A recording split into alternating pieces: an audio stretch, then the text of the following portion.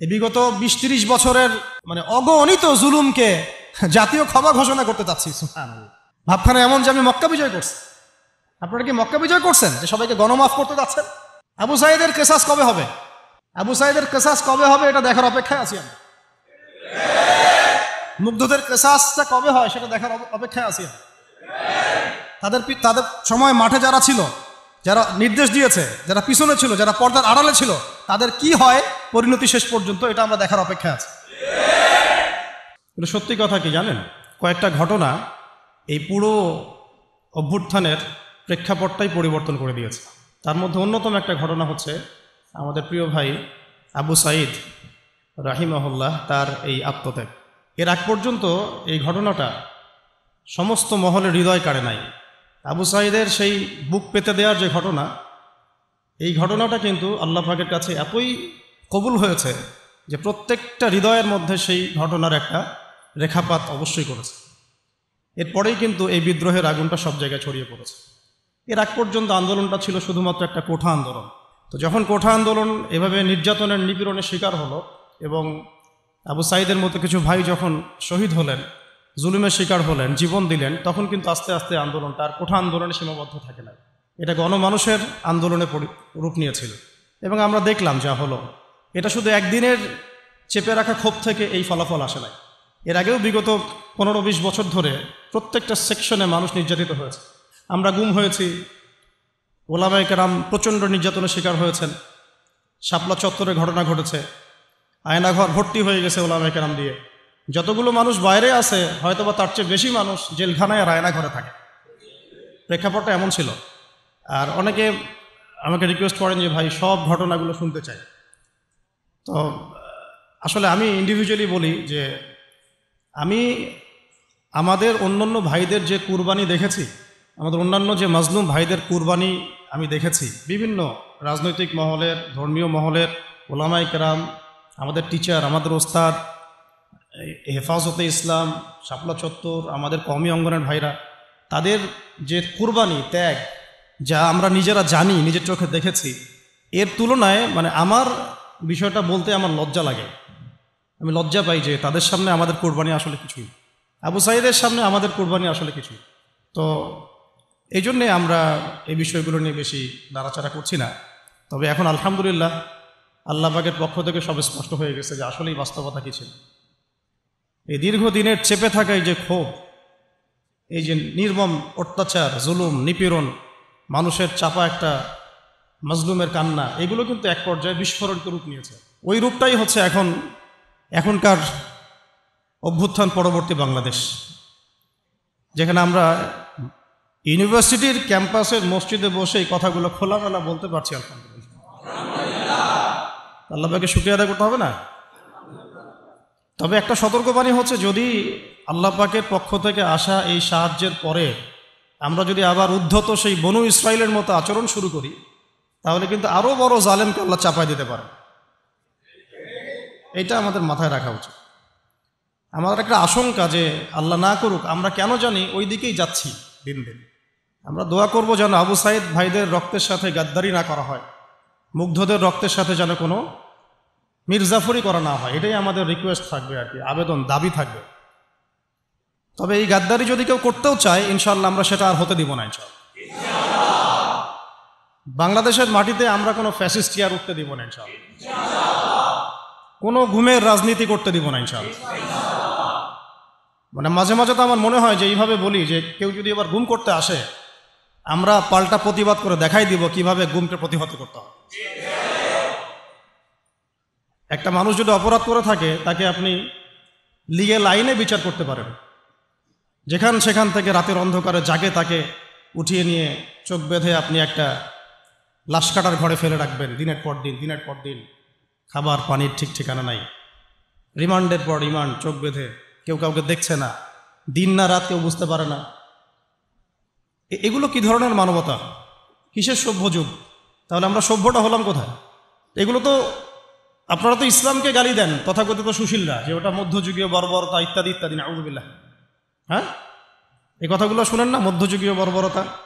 যখন আমরা বলি যে কোরআনের মধ্যে হাত কাটার বিধান আছে, চোরের হাত কাটার বিধান আছে কোরআনের মধ্যে। ব্যভিচার করলে 100টা বেত্রাঘাতের বিধান আছে। বিবাহিত ব্যক্তি যদি ব্যভিচার করে রজমের বিধান আছে। হত্যার বদলে হত্যা আছে, কিসাস, মানে চোখের বদলে চোখ, কানের বদলে কান, হাতের বদলে হাত, দাঁতের বদলে দাঁত, জানের বদলে জান। তারপরে ডাকাতি করলে ডান দিকের হাত বাম দিকের পা কেটে ফেলার বিধান আছে। কেউ যদি নবী সাল্লাল্লাহু আলাইহি ওয়াসাল্লামকে গালি দেয়, শাতেমে রসুল, তাকে মৃত্যুদণ্ড দিতে হবে, বিধান আছে। কেউ যদি ধর্ষণ করে তাকে মৃত্যুদণ্ড দিতে হবে, এই বিধানগুলো আছে। এগুলোর কথা যদি আমরা এখনকার মিডিয়ার টকশোগুলোতে বলি তাহলে বলবে না এটা মধ্যযুগীয় বর্বরতা? এতদিন শোনেন না এই কথাগুলো আপনার? তাহলে এই গুম খুনের রাজনীতি আর কোন যুগের বর্বরতা? এটা কোন যুগের বর্বরতা? আধুনিক যুগের বর্বরতা, তাই না? আধুনিক যুগের প্রাচীন বর্বরতা।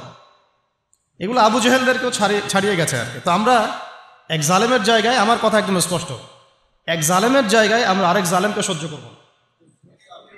এই অমানবিক গুম খুনের রাজনীতি বন্ধ করতে হবে। ছাত্রদের পড়াশোনার উপযুক্ত পরিবেশ নিশ্চিত করতে হবে। পড়াশোনার মধ্যে ইসলামী কারিকুলাম ঢোকাতে হবে। সমস্ত রকম এই যে ট্রান্সজেন্ডার, নোংরামি, ভণ্ডামি, নষ্টামি, এগুলো বন্ধ করতে হবে। এখনকার বাংলাদেশে আমরা ওই ধরনের বিষয়গুলো আর টলারেট করবো না ইনশাআল্লাহ। অনেক হয়েছে, আমি আপনাদেরকে বললে আপনারা চোখের পানি ধরে রাখতে পারবেন না। আমাদের অনেক বোন পর্যন্ত এরকম গুমের এবং হেনস্থার শিকার হয়েছেন, দিনের পর দিন, বছরের পর বছর। বোন ছেলে মানুষ তো সহ্য করতে পারে, মেয়ে মানুষকে নিয়ে কি করে চিন্তা করেন তাহলে। কোনো শায়েখ, কোনো ওস্তাদ 5 বছর থেকেছেন, কেউ 12 বছর থেকেছেন, 12 বছর, কেউ 5 বছর থেকেছেন, কেউ 7 বছর থেকেছেন। কেউ বের হন, উনি বলতেন, আমাদের এক ওস্তাদ বলতেন যে আমার এক পা তো জেলখানা আর এক পা তো বাইরে, মানে যায় আর আসে। তো তাদের তো পরিবার আছে, তাদের স্ত্রী আছে, সন্তান আছে, ছোট ছোট ছেলে মেয়ে আছে। তারা কি মানুষ ছিল না? দেখেন, এই অভ্যুত্থানটাকে আমরা এখন একটা বিষয় খেয়াল করছি যে সবাই প্রশংসা নেওয়ার জন্য উঠে পড়ে লেগেছে। সবাই ক্রেডিট নেওয়ার চেষ্টা করছে, আমার ক্রেডিট, আমি মাস্টার মাইন্ড। জি না, এখানে মাস্টার মাইন্ড আল্লাহ রাব্বুল আলামিন। এখানে একক কোনো ব্যক্তির কৃতিত্ব নাই। এটাকে পশ্চিমা বিশ্বের সামনে এইভাবে আপনি প্রেজেন্ট করতে পারেন না যে এখানে এই কয়েকজন মানুষের ভূমিকায় আজকে এই ফলাফল এসেছে, না। এখানে প্রত্যেকটা ভাইয়ের কন্ট্রিবিউশন আছে। এমনকি যে ফেসবুকে পোস্ট দিয়েছে তারও একটা কন্ট্রিবিউশন এখানে আছে। ওই সময় পোস্ট দিলেও ধরা পড়তে হতো, যে পোস্ট দিত তাকে উঠাই নিয়ে চলে যেত। ইন্টারনেট নাই, কি হচ্ছে আমরা বুঝতে পারছি না, কাকে উঠাচ্ছে, কাকে নিয়ে যাচ্ছে, ইত্যাদি ইত্যাদি। তো আফসোসের ব্যাপারটা হচ্ছে আমি অবজার্ভ করছি যে আমাদের স্বাধীনতা আবার হাইজ্যাক হয়ে না যায় আর কি। এই স্বাধীনতা যেন আবার হাইজ্যাক হয়ে না যায়। আপনারা খুব সচেতন থাকবেন। আল্লাহ পাক আপনাদেরকে বুদ্ধিদীপ্ত একটা প্রজন্ম দিয়েছেন, আলহামদুলিল্লাহ। এবং আমরা আশা করছি যে ইনশাআল্লাহ আপনাদের দ্বারাই হবে, ইনশাআল্লাহ আমাদের দ্বারাই হবে ইনশাআল্লাহ। এখন বরেণ্য ওলামায়ে কেরামদের সাথে আমাদের সমন্বয় আছে, প্রত্যেকটা বিশ্ববিদ্যালয়ে আলোচনা হচ্ছে, কথা হচ্ছে। শুধু প্রয়োজন একটা নির্দিষ্ট লক্ষ্যে গোছানো কাজ এবং সমস্ত ত্যাগের লক্ষ্য, উদ্দেশ্য, নিয়াতটাকে বিশুদ্ধ করা। কোনো দুনিয়াবি স্বার্থে আমরা এই কাজগুলো করব না, শুধুমাত্র এক আল্লাহর সন্তুষ্টির জন্য করবো ইনশাআল্লাহ। কোনো দুনিয়াবি মানে স্বার্থ হাসিলের উদ্দেশ্যে আমরা এই সংগ্রামে লিপ্ত হব না, বরং আমরা আল্লাহ পাকের জমিনে আল্লাহর দ্বীন প্রতিষ্ঠার সংগ্রামে লিপ্ত হব ইনশাআল্লাহ। এখানে যে ভাইরা যে ব্যানারে কাজ করতেছেন করুক, যে কোনো ব্যানারে কাজ করতেছেন করুক, উদ্দেশ্য থাকবে একটাই, যে আমরা সবাই চাই আল্লাহ পাকের জমিনে আল্লাহর দ্বীন প্রতিষ্ঠা হোক। এটা প্রতিষ্ঠা না হলে যত পশ্চিমা তন্ত্রমন্ত্র আছে, আপনারা আমার চেয়ে অনেক ভালো জানেন, এই কমিউনিজমের কথাই বলেন, সোকল্ড এই ডেমোক্রেসির কথাই বলেন, সেকুলারিজমের কথাই বলেন, যত মতবাদ, এগুলো চূড়ান্ত সফলতা এবং চূড়ান্ত জাস্টিস আপনাকে কখনো দিবে না। এগুলো দিন শেষে দেখবেন যে ওই জালেমের পক্ষেই রায় প্রদান করার জন্যে এটা একটা ম্যানমেড তন্ত্রমন্ত্র। এই যে মেয়েটার কথা বলছি, ও তখন অনেক ছোট, আমার সাথে ওর খুব, ও আমার ছেলে তো খুব,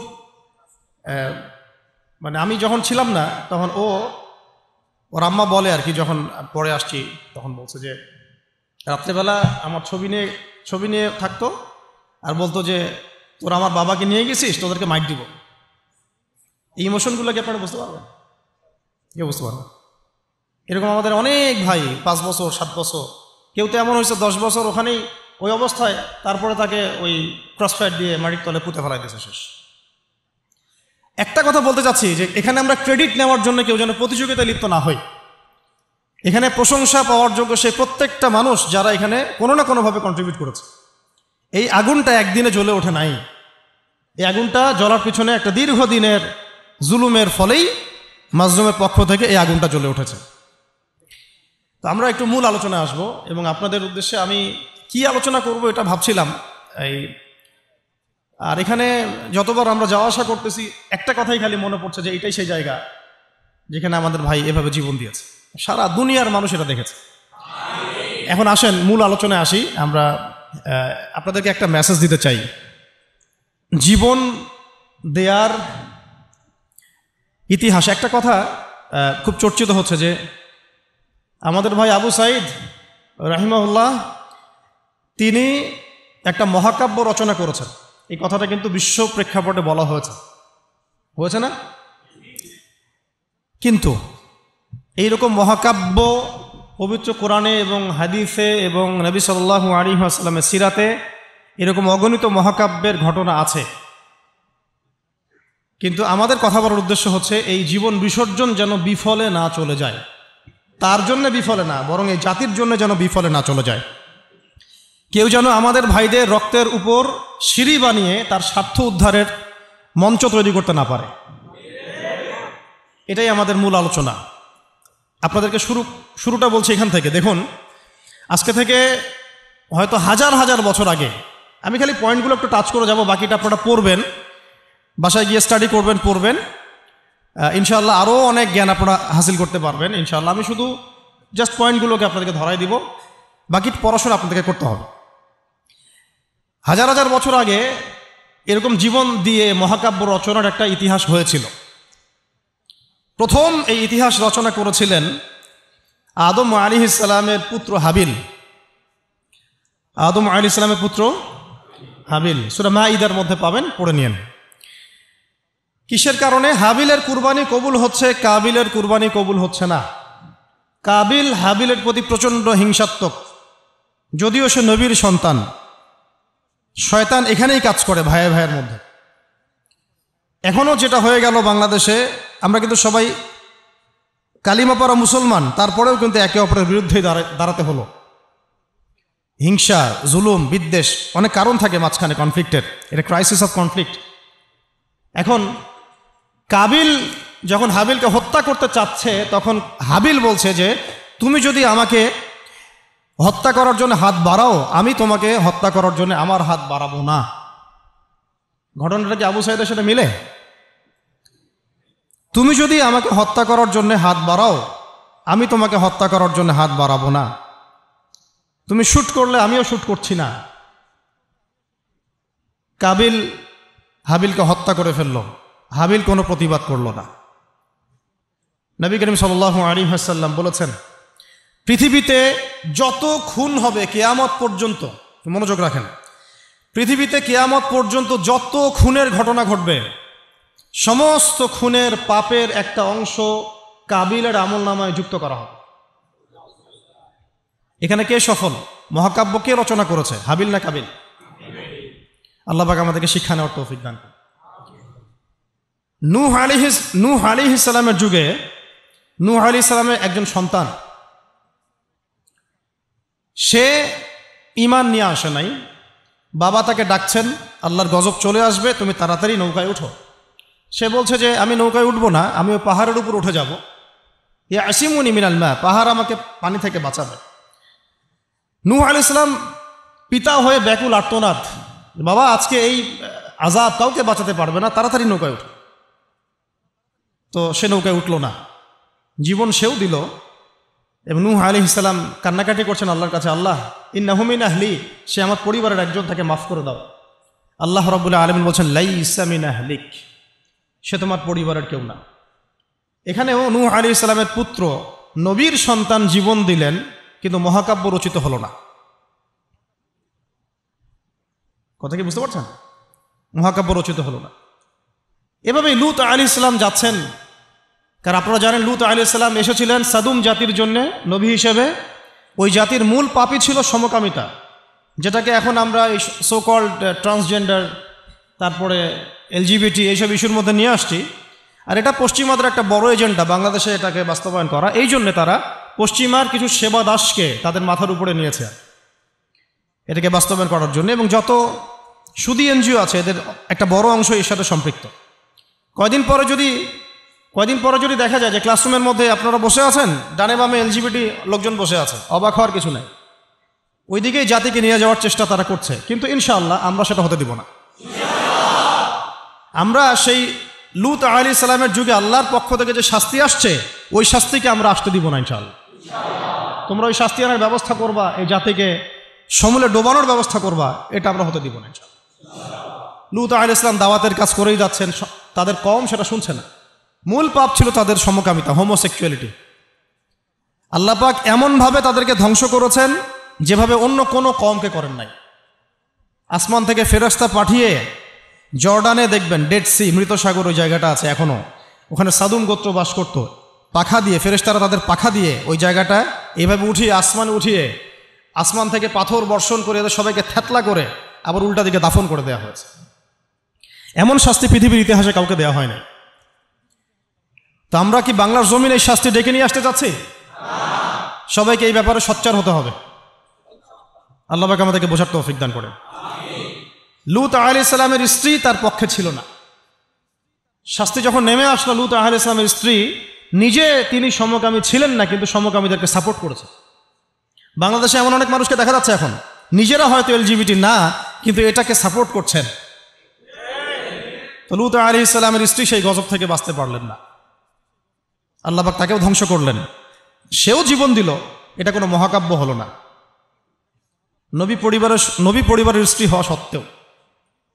ঠিক আছে, কিন্তু আমরা যদি একটু ইব্রাহিম আলাইহিস সালামের দিকে তাকাই, তাকে ডেকে নিয়ে আসা হচ্ছে রাজদরবারে, বলো তোমার খোদাকে, তোমার আল্লাহকে। ইব্রাহিম আলাইহিস সালাম বলছেন, আমার আল্লাহ তিনি যিনি জীবন দেন, মৃত্যু দেন। তখন সেই বাদশাহ, জালেম বাদশাহ, আমি তুলনা করতে চাচ্ছি না কারোর সাথে, সেই জালেম বাদশাহ বলল যে আনা উহয়ি ওয়া উমীত, আমিও তো জীবন দিই আর মৃত্যু দেই। কিভাবে? সে একজন খুনের আসামি, তাকে ডেকে নিয়ে ছেড়ে দিল, এই যে জীবন দিলাম। আর এক নিরপরাধ মানুষকে ডেকে এনে হত্যা করলো, এই যে মৃত্যু দিলাম। আমাদের প্রশাসনের মতো অনেকটা আর কি। হ্যাঁ, আচ্ছা, আমরা পরিবর্তন চাই। এরকম যদি সিলসিলা চলতে থাকে তাদেরকেও ছাড় দিব না ইনশাআল্লাহ। এবার তারা খুব ভালো করে জানে, ছাড় না দিলে ওইটা না দেওয়ার মতো ক্ষমতাও বাংলার জনগণের আছে। যদিও তাদের হাতে অত্যাধুনিক মারণাস্ত্র থাকে আর আম জনগণের হাতে একটা লাঠি থাকে, তারপরেও আম জনগণ বিজয়ী হতে পারে। তো দেখেন, ইব্রাহিম আলাইহিস সালাম বুঝলেন যে এ মোটা বুদ্ধির মানুষ। তখন ইব্রাহিম আলাইহিস সালাম বললেন যে আমার রব পূর্ব দিক থেকে সূর্য ওঠান আর পশ্চিম দিকে ডুবান। তো তুমি যদি রব হয়ে থাকো তাহলে পশ্চিম দিক থেকে সূর্য উঠায় পূর্ব দিকে ডুবাও। ফাবুহিতাল্লাযী কাফার। আমি সবগুলো আয়াত কিন্তু বলতে থাকলে অনেক সময় যাবে, আমি জাস্ট পয়েন্টগুলো বলতেছি। এটা সূরা বাকারায় আছে। কোথায় আছে? সূরা বাকারায়। এর আগে যেটা বললাম এই কওমে সাদুম, এটা অনেক জায়গাতে আছে। সূরা হুদ পড়ে দেখেন, আরও সূরা আরাফ পড়ে দেখেন। আর যেটা বললাম একটা কি বলেছি, নূহ আলাইহিস সালামের কথা, সূরা হুদে আছে। আর মাইদায় আছে আদম আলাইহিস সালামের 2 সন্তানের কথা বললাম। তো ইব্রাহিম আলাইহিস সালাম এই ঘটনাটা আছে সূরা বাকারায়। তখন ফাবুহিতাল্লাযী কাফার, কাফের হতভম্ব হয়ে গেল। তখনই কিন্তু তখন ইব্রাহিম আলাইহিস সালামকে আগুনের মধ্যে পুড়িয়ে মারার আদেশ দেওয়া হয়েছে। তো ইব্রাহিম আলাইহিস সালাম তখন কিন্তু জান দিতে প্রস্তুত, আগুনে পুড়ে যাবেন তিনি, কোনো সমস্যা নাই। তাকে ফেলে দেওয়া হলো। জিবরাইল আলাইহিস সালাম তখন এসেছেন, বলেছেন যে আপনার কোন হাজত আছে কি আমার কাছে, প্রয়োজন আছে? তিনি বলেছেন না, হাসবি আল্লাহ ওয়া নি'মাল ওয়াকিল, হাসবি আল্লাহ ওয়া নি'মাল ওয়াকিল। আমরাও এই জিকিরটা চলতে ফিরতে সবসময় করতে পারি। এক বচনে হচ্ছে হাসবি আল্লাহ ওয়া নি'মাল ওয়াকিল, বহু বচনে হাসবুন আল্লাহ ওয়া নি'মাল ওয়াকিল। আর একটা অংশ অ্যাড করা যায় নি'মাল মাওলা ওয়া নি'মান নাসির। তখন আল্লাহ রাব্বুল আলামিন তখন এই আগুনকে বললেন, ইয়া নার কুনি বারদান ওয়া সালামান আলা ইব্রাহিম, হে আগুন ঠান্ডা হয়ে যাও, শান্তিদায়ক ঠান্ডা হয়ে যাও ইব্রাহিমের জন্য। সুবহানাল্লাহ। তো এখানে মহাকাব্য রচিত হলো। তার সন্তান ইসমাঈল আলাইহিস সালাম ছোট্ট বালক, হয়তো এই ছেলেটার সমান হবে, 10-12 বছর। ডেকে নিয়ে এসে বলছেন, বাবা ইন্নী আরা ফিল মানামি আন্নী আযবাহুক, আমি স্বপ্নে দেখেছি যে আমি তোমাকে জবাই করছি। ফানজুর মাযা তারা, তোমার রায় কি আমাকে বলো, তোমার কি খেয়াল। সূরা সফফাতের মধ্যে আছে, সূরা ইয়াসিনের পরে সূরা। তখন এই 12 বছরের সন্তান বলছে, 12-14 বছরের সন্তান ইসমাঈল আলাইহিস সালাম বলছেন, যেমন মা তেমন সন্তান, কারণ তার মাকে আগে রেখে আসা হয়েছে জনমানশূন্য জায়গায়। ইব্রাহিম আলাইহিস সালাম চলে যাচ্ছেন, আর তিনি জিজ্ঞাসা করছেন যে আপনি কি আল্লাহর হুকুমে রেখে যাচ্ছেন আমাদেরকে এরকম একটা বিরান জায়গায়, খাবার নাই, পানি নাই, কিছুই নাই। ইব্রাহিম আলাইহিস সালাম বলছেন হ্যাঁ। তখন তার মা বলেছিলেন, ইসমাঈল আলাইহিস সালামের মা বলেছিলেন যে তাহলে আল্লাহ আমাদেরকে ধ্বংস করবেন না ইনশাআল্লাহ। ওই যে জামজাম, এখনো সেই জামজাম চলছে। আপনার কোনো রোগ আছে, সেই জামজামের পানি ওই শেফার নিয়াতে পান করেন, শেফা হয়ে যাবে ইনশাআল্লাহ। জামজাম এখনো চলতেছে। ওই যে সাই, সাফা থেকে মারোয়া, মারোয়া থেকে সাফা, সাফা থেকে মারোয়া, মারোয়া থেকে সাফা, এটা আপনি না করলে আপনার হজ উমরা কিছুই হচ্ছে না। আল্লাহ বা কিয়ামত পর্যন্ত সেই স্মৃতি রেখে দিয়েছেন। সুবহানাল্লাহ। ওই বাইতুল্লাহ এখনো। তো সেই সন্তান বলছে, ইয়া আবাতি, হে আমার বাবা, ইফআল মা তুমার, আপনাকে আল্লাহ পাক যে আদেশ করেছেন তাই করেন। সাতাজিদুনি ইনশাআল্লাহু মিনাস সাবিরিন, ইনশাআল্লাহ আপনি আমাকে ধৈর্যশীল পাবেন। মায়ের সন্তান, মা হাজেরার সন্তান। এখানে ছুরি চালানো হচ্ছে, কিন্তু গর্দান কাটছে না। জান্নাতি এক প্রাণী চলে আসলো, তাকে কুরবানি করা হলো, তাই না? সেই কুরবানির স্মৃতি আমরা এখনো ঈদুল আজহায় সেটাই করছি, হজে সেটাই করছি, কিয়ামত পর্যন্ত সেটা চলতে থাকবে। এখানে জীবন দেওয়ার প্রত্যয়টা মহাকাব্যে পরিণত হয়েছে, হয় নাই? আমি বুঝাতে চাচ্ছি যে আমরা আমাদের জান মাল, ইজ্জত, সময়, শ্রম যে বিলিয়ে দিব, দিন শেষে কোনো মহাকাব্য রচিত হয় নাকি আমরা এটা শুধু একটা স্রেফ দুনিয়াবি একটা ঘটনায় পরিণত হয়, এটার পার্থক্য যেন বুঝতে পারে। কথা কি বুঝতে পারছেন? না হলে কিন্তু অনেক সময় দেখা যাবে আমাদের ভালো প্রচেষ্টাও ইনভেইন হয়ে গেছে। আল্লাহ না করুক, আল্লাহ না করুক। সূরা ইউসুফ পড়েন, ওখানেও দেখবেন ভাইয়েরা ষড়যন্ত্র করে ভাইকে কুয়ায় ফেলে দিল, নির্দোষ নিরপরাধ। যেমন নির্দোষ নিরপরাধ বহু মানুষকে তুলে নিয়ে পড়া আয়না ঘরে ফেলে দিয়েছেন। একেবারে নির্দোষ, একেবারেই নিরপরাধ, না কারো ডানে আছে না কারো বামে আছে। কিছু মানুষ অনলাইনে ভাইব সৃষ্টি করে দিল যে ওরা হচ্ছে জঙ্গি, ওরা হচ্ছে খারেজি, ওরা হচ্ছে উগ্রবাদী, ওরা হচ্ছে কি আদনানি গোষ্ঠী। হ্যাঁ, এইসব শব্দ আসছে না? এই মানুষগুলোর জন্য আমাদেরকে হ্যারাসমেন্টটা পোহাতে হচ্ছে। এখানে আমি বলি না যে সরাসরি তাগুত দায়ী, ওদের তো একটা সিলসিলা আছেই, যারা এই কয়েকটা ওয়ার্ড ইউজ করে ওদেরকে ট্রেস করা। যেমন ইসলাম কায়েম, আল্লাহর জমিন আল্লাহর দিন কায়েম, ইসলামী শরিয়া প্রতিষ্ঠা, খেলাফত প্রতিষ্ঠা, দাওয়াতের সাথে জিহাদ, এই যে কিছু ট্রেসিং ওয়ার্ড আছে আর কি। তারা মনে করে এই ওয়ার্ডসগুলো যারা ইউজ করে তারা মনে হয় এলিয়েন, তারা ইসলামের কিছুই বুঝে না, আমরাই সব বুঝি। এরা হচ্ছে একটা নতুন ইসলাম শিখাচ্ছে নাকি, এটা নাকি একটা উগ্রবাদী ইসলাম, নাউযুবিল্লাহ। অথচ এই শব্দগুলো নবী সাল্লাল্লাহু আলাইহি ওয়াসাল্লাম আমল করে দেখান নাই। নবী সাল্লাল্লাহু আলাইহি ওয়াসাল্লাম আল্লাহর জমিন আল্লাহর দিন কায়েম করেন নাই, তিনি দাওয়াতের সাথে জিহাদ করেন নাই, তিনি কি ইসলামী খিলাফা কায়েম করেন নাই?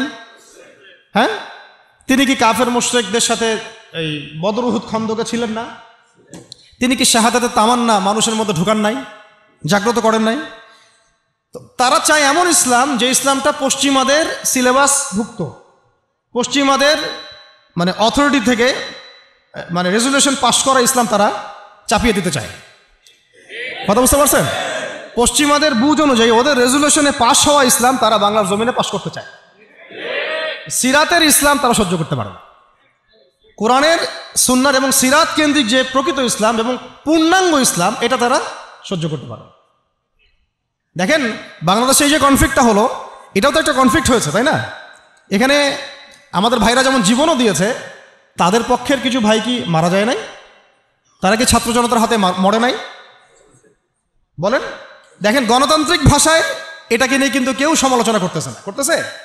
কিন্তু এইটাই যদি আমরা বলতাম যে সিরাতের আলোকে নবী সাল্লাল্লাহু আলাইহি ওয়াসাল্লাম দাওয়াতও দিয়েছেন, ক্ষেত্র বিশেষে জিহাদও করেছে, তখন আমাদেরকে উঠাই নিয়ে চলে যাবে। সেম জিনিস। আপনি তো কনফ্লিক্টেই গেলেন, এখানেও তো মারলেন, এখানেও মরলেন। আমরা বলছি না যে এই মুসলিম কান্ট্রিতে, বাংলাদেশের এই চলমান প্রেক্ষাপটে, এই কান্ট্রিতে ওই রকম সশস্ত্র জিহাদের প্রেক্ষাপট তৈরি হয়েছে, এটা আমরা বলবো না, বললে ভুল হবে। এরকম প্রেক্ষাপট বাংলাদেশে এখনো তৈরি হয় নাই, এখন তৈরি হয় নাই। হ্যাঁ, যদি কোনো কুফার আমাদেরকে অ্যাটাক করে তখন তৈরি হবে, ঠিক আছে?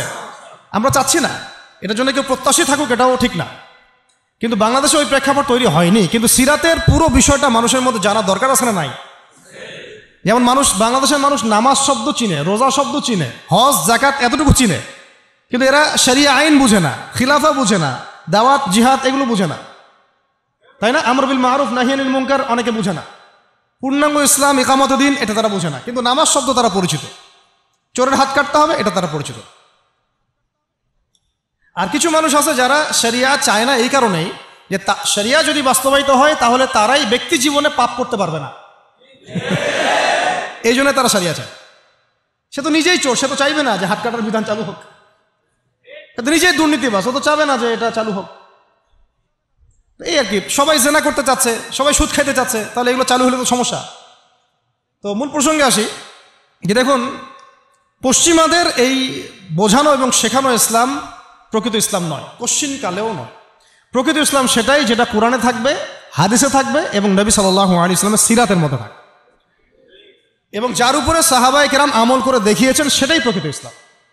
নতুন করে কোনো মডারেশন অফ ইসলামের কোনো সুযোগ নাই। আমরা খুব আফসোসের সাথে লক্ষ্য করছি যে কিছু মডারেট ইসলামপন্থীদেরকে পশ্চিমারা মাথার উপর উঠাচ্ছে এখন, তাদেরকে আবার এমনভাবে রিপ্রেজেন্ট করতেছে মানে এরাই ইসলাম বুঝে, আমরা আর কিছুই বুঝি না। তা আসেন আমার সাথে লাইভ ডিবেটে বসেন না, আমার সাথে পুরো জাতির সামনে লাইভ ডিবেটে বসেন।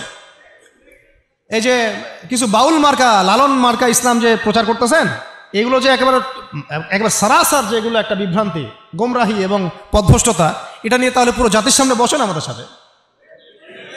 যদি জাতির সামনে বসতে লজ্জা পান তাহলে মাদ্রাসা এসে বসেন, আমরা বুঝাই। এটাতে রাজি না। পশ্চিমারা বুঝাইছে যে ইসলাম, সেই ইসলাম তারা বুঝতে চায়। কিছু মানুষের কথা এতই মানে চাইল্ডিশ, প্রিম্যাচিওর, যে আপনারা কি শরিয়ার কথা বলে, পূর্ণাঙ্গ ইসলাম প্রতিষ্ঠার কথা বলে, ইসলামী আইনের কথা বলে দেশটাকে কি আপনারা সিরিয়া বানাতে যাচ্ছেন? দেশটাকে কি আপনারা আফগানিস্তান বানাতে যাচ্ছেন? এরকম কথা আসতেছে অনেক। তো সিরিয়া কি মুসলমানদের হাতে এই অবস্থা হয়েছে, নাকি সিরিয়া পশ্চিমাদের হাতে অবস্থা হয়েছে? উত্তর দেন। সিরিয়ার গৃহযুদ্ধটা কি মুসলমানরা লাগাইছে, না এই গৃহযুদ্ধের পিছনে পশ্চিমাদের এখানে ষড়যন্ত্র ছিল? আফগানিস্তানের এই ব্যাটেল কি আফগানিস্তানের মানুষ নিজেরা লাগাইছে, না পশ্চিমারা এসে এখানে মাথা ঢুকাইছে তারপরেই শুরু হয়েছে? রাশিয়ানরা যখন এখানে আসছিল এই আফগান কন্টিনেন্টে, তখন তারা অস্ত্র হাতে নিতে বাধ্য হয়েছে। পশ্চিমার আমেরিকা যখন আসছে, ন্যাটো যখন আসছে, তখন তারা আবার অস্ত্র হাতে নিতে বাধ্য হয়েছে। তা এখানে কি এই কনফ্লিক্ট, এই ক্রাইসিসের জন্য কি মুসলিমরা দায়ী? তাহলে এই কথা বলেই বা কি প্রমাণ করতে যাচ্ছে? তো ওরা যদি কোনো জাতির মধ্যে বিভাজন সৃষ্টি করতে চায়, বিশৃঙ্খলা সৃষ্টি করতে চায় এবং গলদ ইসলাম প্রতিষ্ঠা করতে চায়, আদর্শের খেলাফ কোনো আদর্শ বাস্তবায়ন করতে চায়, তখন কি সেই জাতির লোকেদের অধিকার নাই এটা নিয়ে কথা বলার, এটা নিয়ে প্রতিবাদ করার? এবং তারা যদি সামরিক হস্তক্ষেপ করে তখন কি ওই জাতির উপর ওয়াজিব না ওদেরকেও সামরিকভাবে ডিফেন্ড করা? নাকি ওই সময় আমরা দাওয়াতের কথা বলবো? আমাকে বলেন, আপনারা কি ফিলিস্তিনে এখন দাওয়াতের কথা বলবেন? ফিলিস্তিনের যে অবস্থা, গাজার যে অবস্থা, ওখানে কি আপনি শুধু দাওয়াত আর তাবলিগের মেহনত করবেন? বলেন তো। ফিলিস্তিনে আমরা তাবলিগের মেহনত করতে যাবো না তো এখন, এখানে দাওয়াতের সাথে জিহাদ থাকতে হবে। ফিলিস্তিনে এখন এটা ওয়াজিব, কিন্তু বাংলাদেশের মধ্যে আমরা এখন দাওয়াত তাবলিগের মেহনত করব, কারণ এখানে এখন সশস্ত্র জিহাদের অবস্থা নাই। এই তো আমাকে প্রেক্ষাপট বুঝতে হবে। তো কিছু মানুষ আসলে চিন্তা করে কি, ইসলামটাকে এইভাবে চিন্তা করে, ইসলাম মনে হয় একটা ওই রান্না করা হাড়ির ভাত, একটা টিপলেই মনে হয় সব বোঝা যাবে। জি না, ইসলাম এমন কিছু না যে আপনি এই ফটো উঠাবেন, একটা করে কি বলে, একটা ভাত উঠাবেন, উঠায় টিপ দিবেন, বাকি সব বুঝে ফেলবেন। ইসলাম এত সহজ দিন না, এত সহজ জীবন ব্যবস্থা না। এটার গভীরতা অনেক বেশি, আপনাকে অনেক গভীরে যেতে হবে। আল্লাহ পাক আমাদের সবাইকে বোঝার তৌফিক দান করেন। ইসলাম বুঝতে হবে কোরআনের আলোকে, সুন্নাহর আলোকে, নবীর সিরাতের আলোকে, সাহাবায়ে কেরামের বুঝের আলোকে, এমনকি পরবর্তী কোনো মানুষের ব্যক্তিগত কোনো বুঝের আলোকে ইসলাম বুঝতে চলবে। কথা ঠিক আছে? এখন আসেন ওই অনেক ভিতরে চলে যাচ্ছি আবার। এই ইউসুফ আলাইহিস সালামকে গর্তে ফেলছে কি ভাইরা না? তারপরে তিনি আল্লাহ পাক তাকে সম্মানিত করে রাজ দরবারে নিয়ে যান নাই? রাজ দরবারে যাওয়ার আগে তাকে 12 বছর জেল খাটতে হয়েছে। কত বছর? কোনো অপরাধ ছিল তার? কিছু মেয়ে তার সাথে খারাপ কাজ করতে চাচ্ছিল, তাই না? তাই না? দেখেন ইউসুফ আলাইহিস সালামের আমরা বাহ্যিক সৌন্দর্য নিয়ে কথা বলি সবাই, ইউসুফ আলাইহিস সালাম খুব সুন্দর ছিলেন দেখতে, তাই না? অর্ধেক সৌন্দর্য তাকে দেয়া হয়েছে। আমাদের নবীজি বলেছেন মেরাজের রাতে আমি ইউসুফ আলাইহিস সালামের সাথে সাক্ষাৎ হয়েছে, এটা তো জানেন। তো তিনি বলেছেন যে ইউসুফ আলাইহিস সালামকে পৃথিবীর মানে মানুষের মধ্যে যে সৌন্দর্য এর অর্ধেক দেওয়া হয়েছে। একজন সাহাবী আবার একটা চমৎকার মন্তব্য করেছিলেন যে ইউসুফ আলাইহিস সালামের সৌন্দর্য দেখে হাত কেটেছে মেয়েরা, তাই না? মনে আছে তো? হাত কেটেছে মেয়েরা। আর আমাদের নবী সাল্লাল্লাহু আলাইহি ওয়াসাল্লামের চেহারা মোবারকের নূর দেখে জান দিয়েছে সাহাবীরা, তাই না? বদরের মাঠে। তো ইউসুফ আলাইহিস সালাম কোনো অপরাধ করেন নাই, তারপরেও জেনার অপরাধে তাকে থাকতে হইল। আর আমাদেরকে তো মাশাআল্লাহ মানে বিনা অপরাধে কত কিছু করতে হইল। আপনারা সূরা বুরুজ পড়বেন, এখানে একটা ছোট বালকের কথা আছে। ওই বালককে, অনেক বড় ঘটনা, এটা আলাদা লেকচার আছে, আমার দেখে নিন। ওই বালককে মানে রাজা, মানে জালেম শাসক রাজা, সে জাদু শিখাচ্ছে আর কি। কি শিখাচ্ছে? জাদু। এটা হারাম, একেবারে হারাম। জাদু শিখাচ্ছে, কিন্তু জাদু শিখতে আসার সময় সে আবার এক আল্লাহর ওলির দরবার দিয়ে আসে। ওর কাছে তখন আবার ওই কথাগুলো খুব ভালো লাগে, সেখানে বসে দিনের কথা শুনতে শুরু করে। এদিকে আবার জাদুও শিখে, এদিকে আবার দিনের কথাও শিখে। এক পর্যায়ে তার মধ্যে এটা মানে প্রাধান্য বিস্তার করলো যে এটাই মনে হয় সত্য, আল্লাহর দিনের কথাটাই সত্য। একদিন রাস্তায় যাওয়ার সময় হঠাৎ একটা প্রাণী, মানে বিভৎস একটা প্রাণীর দেখা মিলছে, কেউ রাস্তা থেকে সরাইতে পারে না।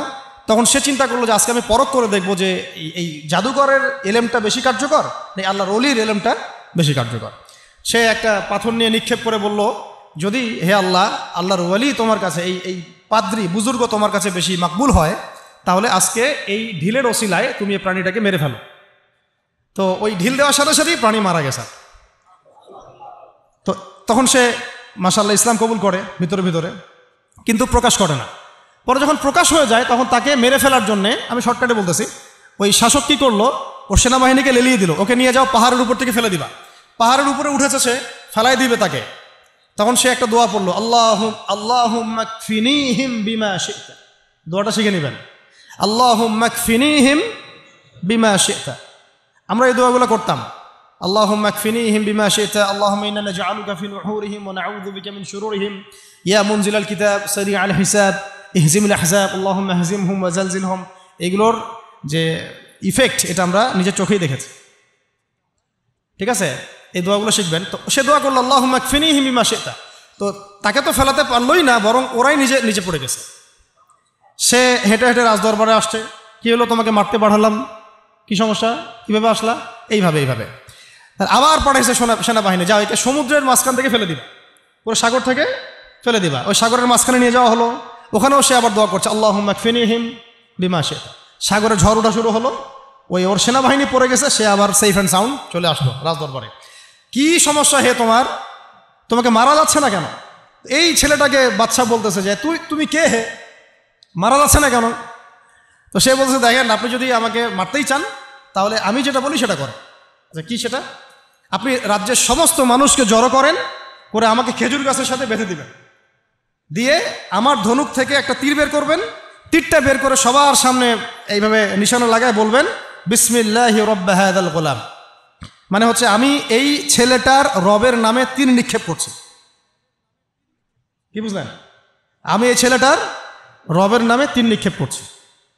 তো রাজা তো ব্যাস, যারা একটু ক্ষমতাশীল হয় তারা একটু মোটা বুদ্ধির হয়, তো তারা এই কাজই করলো, সমস্ত লোকজনকে জড়ো করে বিসমিল্লাহি রাব্বি হাযাল গোলাম নিক্ষেপ করলো। ছেলেটার হাদিসের মধ্যে আসছে ছেলেটার এই জায়গায় তীর ঢুকে দিক দিয়ে বের হয়ে গেছে, তো সে শহীদ হয়ে গেছে আলহামদুলিল্লাহ। এমন এই দৃশ্যটা দেখার পরে ওইখানে উপস্থিত সব মানুষ ইনস্ট্যান্ট দেন লা ইলাহা ইল্লাল্লাহ এটা সাক্ষীতে মুসলিম হয়ে গেছে।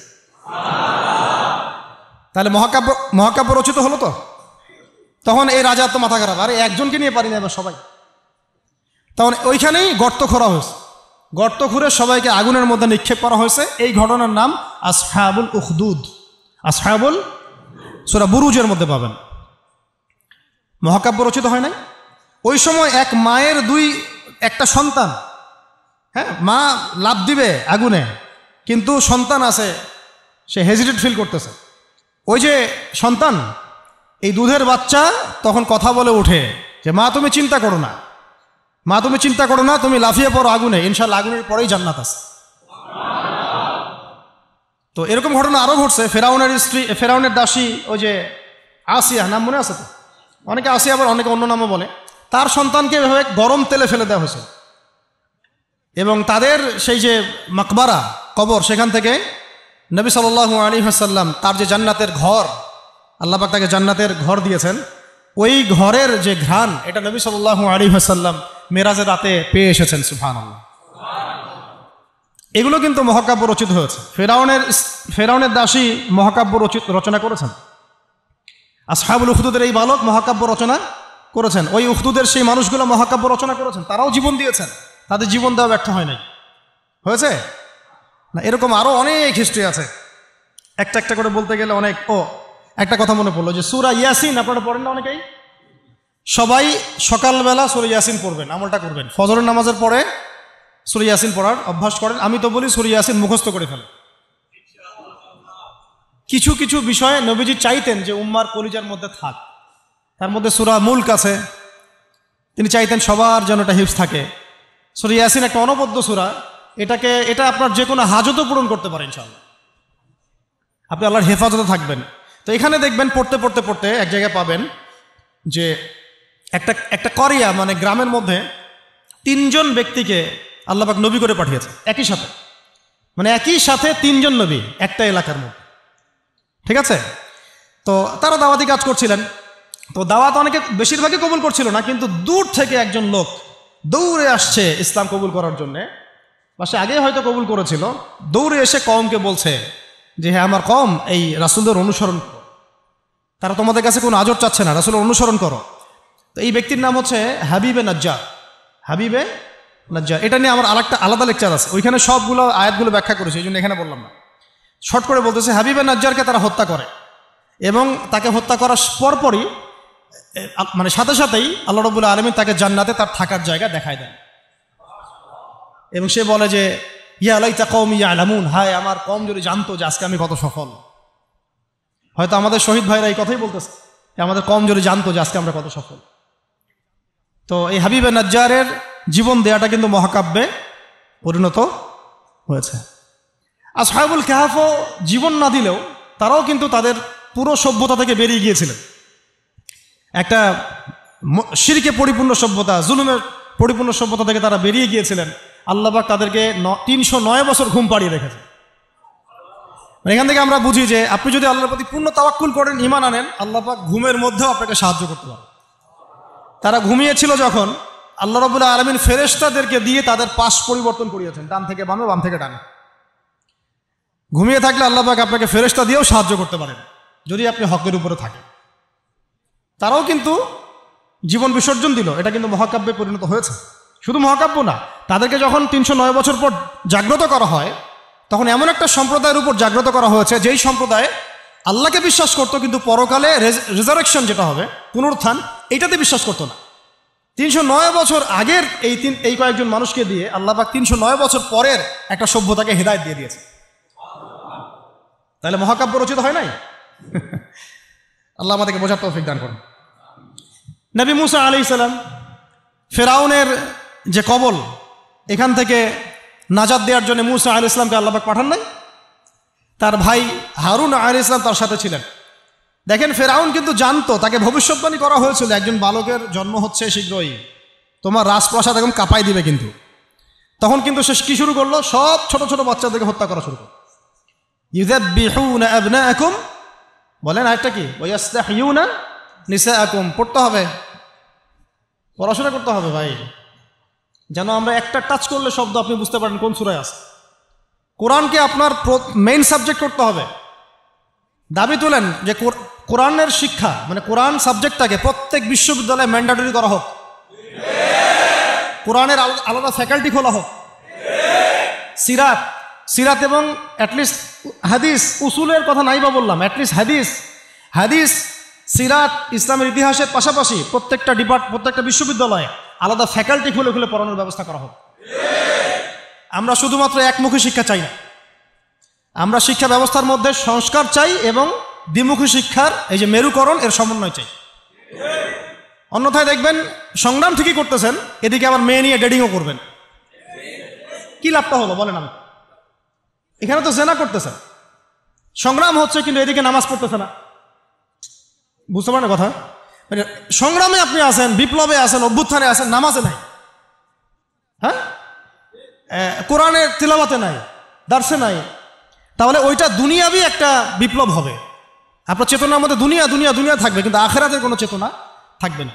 আমি এখান থেকে আস্তে আস্তে এখন শেষের দিকে আসতেছি, আপনাদেরকে দেখাবো কিছু মানুষের রচিত মহাকাব্য যারা দুনিয়ার উদ্দেশ্যে মহাকাব্য রচনা করেন নাই, শুধুমাত্র এক আল্লাহকে রাজি খুশি করার জন্য করেছেন, এবং কিয়ামত পর্যন্ত মানুষ তাদেরকে মনে রাখবে। এতক্ষণ যেগুলো বললাম সেগুলো তো কোরআনিক অনেক মানে নবীদের ঘটনা থেকে বললাম, এবং কি কিছু কিছু ভিতরের ঘটনা থেকে বললাম। এই পার্টটা একটু মনোযোগ দিবেন। তার আগে আমি মুসা আলাইহিস সালামের কথা শেষ করে নিই। মুসা আলাইহিস সালামকে হত্যার চেষ্টা করা হয়েছিল, তার মা তাকে সিন্ধুকে ভাসিয়ে দিয়েছিলেন, মনে আছে? ফেরাউনের স্ত্রী সে ওই সিন্ধুক থেকে বাচ্চা নিয়ে মুসা আলাইহিস সালামকে নিয়ে ফেরাউনের ঘরে ঢুকলো। যেই বাচ্চাকে মারার জন্য এতগুলো বাচ্চাকে ফেরাউন হত্যা করলো, সেই বাচ্চাকে বড় করলেন আল্লাহ রাব্বুল আলামিন সেই ফেরাউনের বাসায়। সুবহানাল্লাহ, সুবহানাল্লাহ, আল্লাহু আকবার।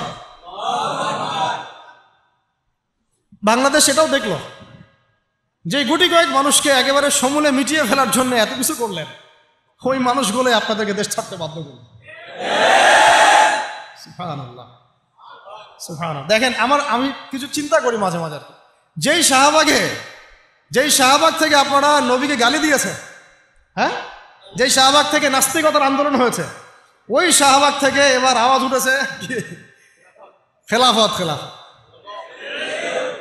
যেই শাহবাগ থেকে কি হলো কয়দিন আগে, এই আপনারা ইসলামপন্থী হুজুরদেরকে মানে দাড়ি টুপিওয়ালা মানুষদেরকে বললেন যে এরা সমাজের শত্রু, এরা রাজাকার, এরা অমুক, এরা থমুক। ওখান থেকে ওই বিশ্ববিদ্যালয়গুলো থেকে শাহবাগ থেকে আওয়াজ উঠলো তুমি কে আমি কে, রাজাকার। দেখছেন আল্লাহ রাব্বুল আলামিনের কৌশল দেখছেন? মানে ফলাফল আসবেই, আল্লাহ রাব্বুল আলামিন একটু ডিলে করেন, বাস এতটুকু, একটু সুযোগ দেন, ছাড় দেন, যাতে করে তাদের পাপ বাড়তে থাকে এবং হুজ্জত কায়েম হয়। যাই হোক, এখন আসি। তো ফেরাউনের ঘরেই লালিত পালিত হচ্ছেন মুসা আলাইহিস সালাম। অনেক ঘটনা, বনু ইসরাইলের উপর অনেক নির্যাতন করা হয়। এই নির্যাতনের হাত থেকে আল্লাহ পাক উদ্ধারের জন্য মুসা আলাইহিস সালামকে পাঠান। তিনি একটা দোয়া করতেন, সেই দোয়াটা আমাদেরও করা উচিত। তিনি বলতেন রব্বি ইশরাহ লি সাদরি ওয়া ইয়াসসির লি আমরি ওয়াহলুল উকদাতাম মিন লিসানি ইয়াফকাহু কওলি। তো শেষমেশ বনু ইসরাইলকে মারার জন্য ফেরাউন দলবল নিয়ে কোথায় গেল? লোহিত সাগরের কাছে।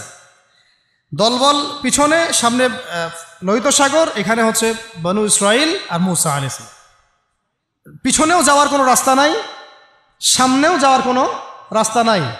যে 5 তারিখের মতো আর কি, মানে না পিছনে যাওয়ার আপনাদের কোনো রাস্তা ছিল, আর না সামনে কি আছে আপনারা বুঝতে পারতেছেন, ওটাও তো বুঝতে পারতেছিলেন না সামনে কি আছে। এবার যদি মানে আল্লাহ পাক কোনো রাস্তা না খুলেন, তাহলে হয় সাগরে ডুবে মরতে হবে, না হলে বনু ইসরাইল এই ফেরাউনের হাতে মারা যাবে, দলবলের হাতে।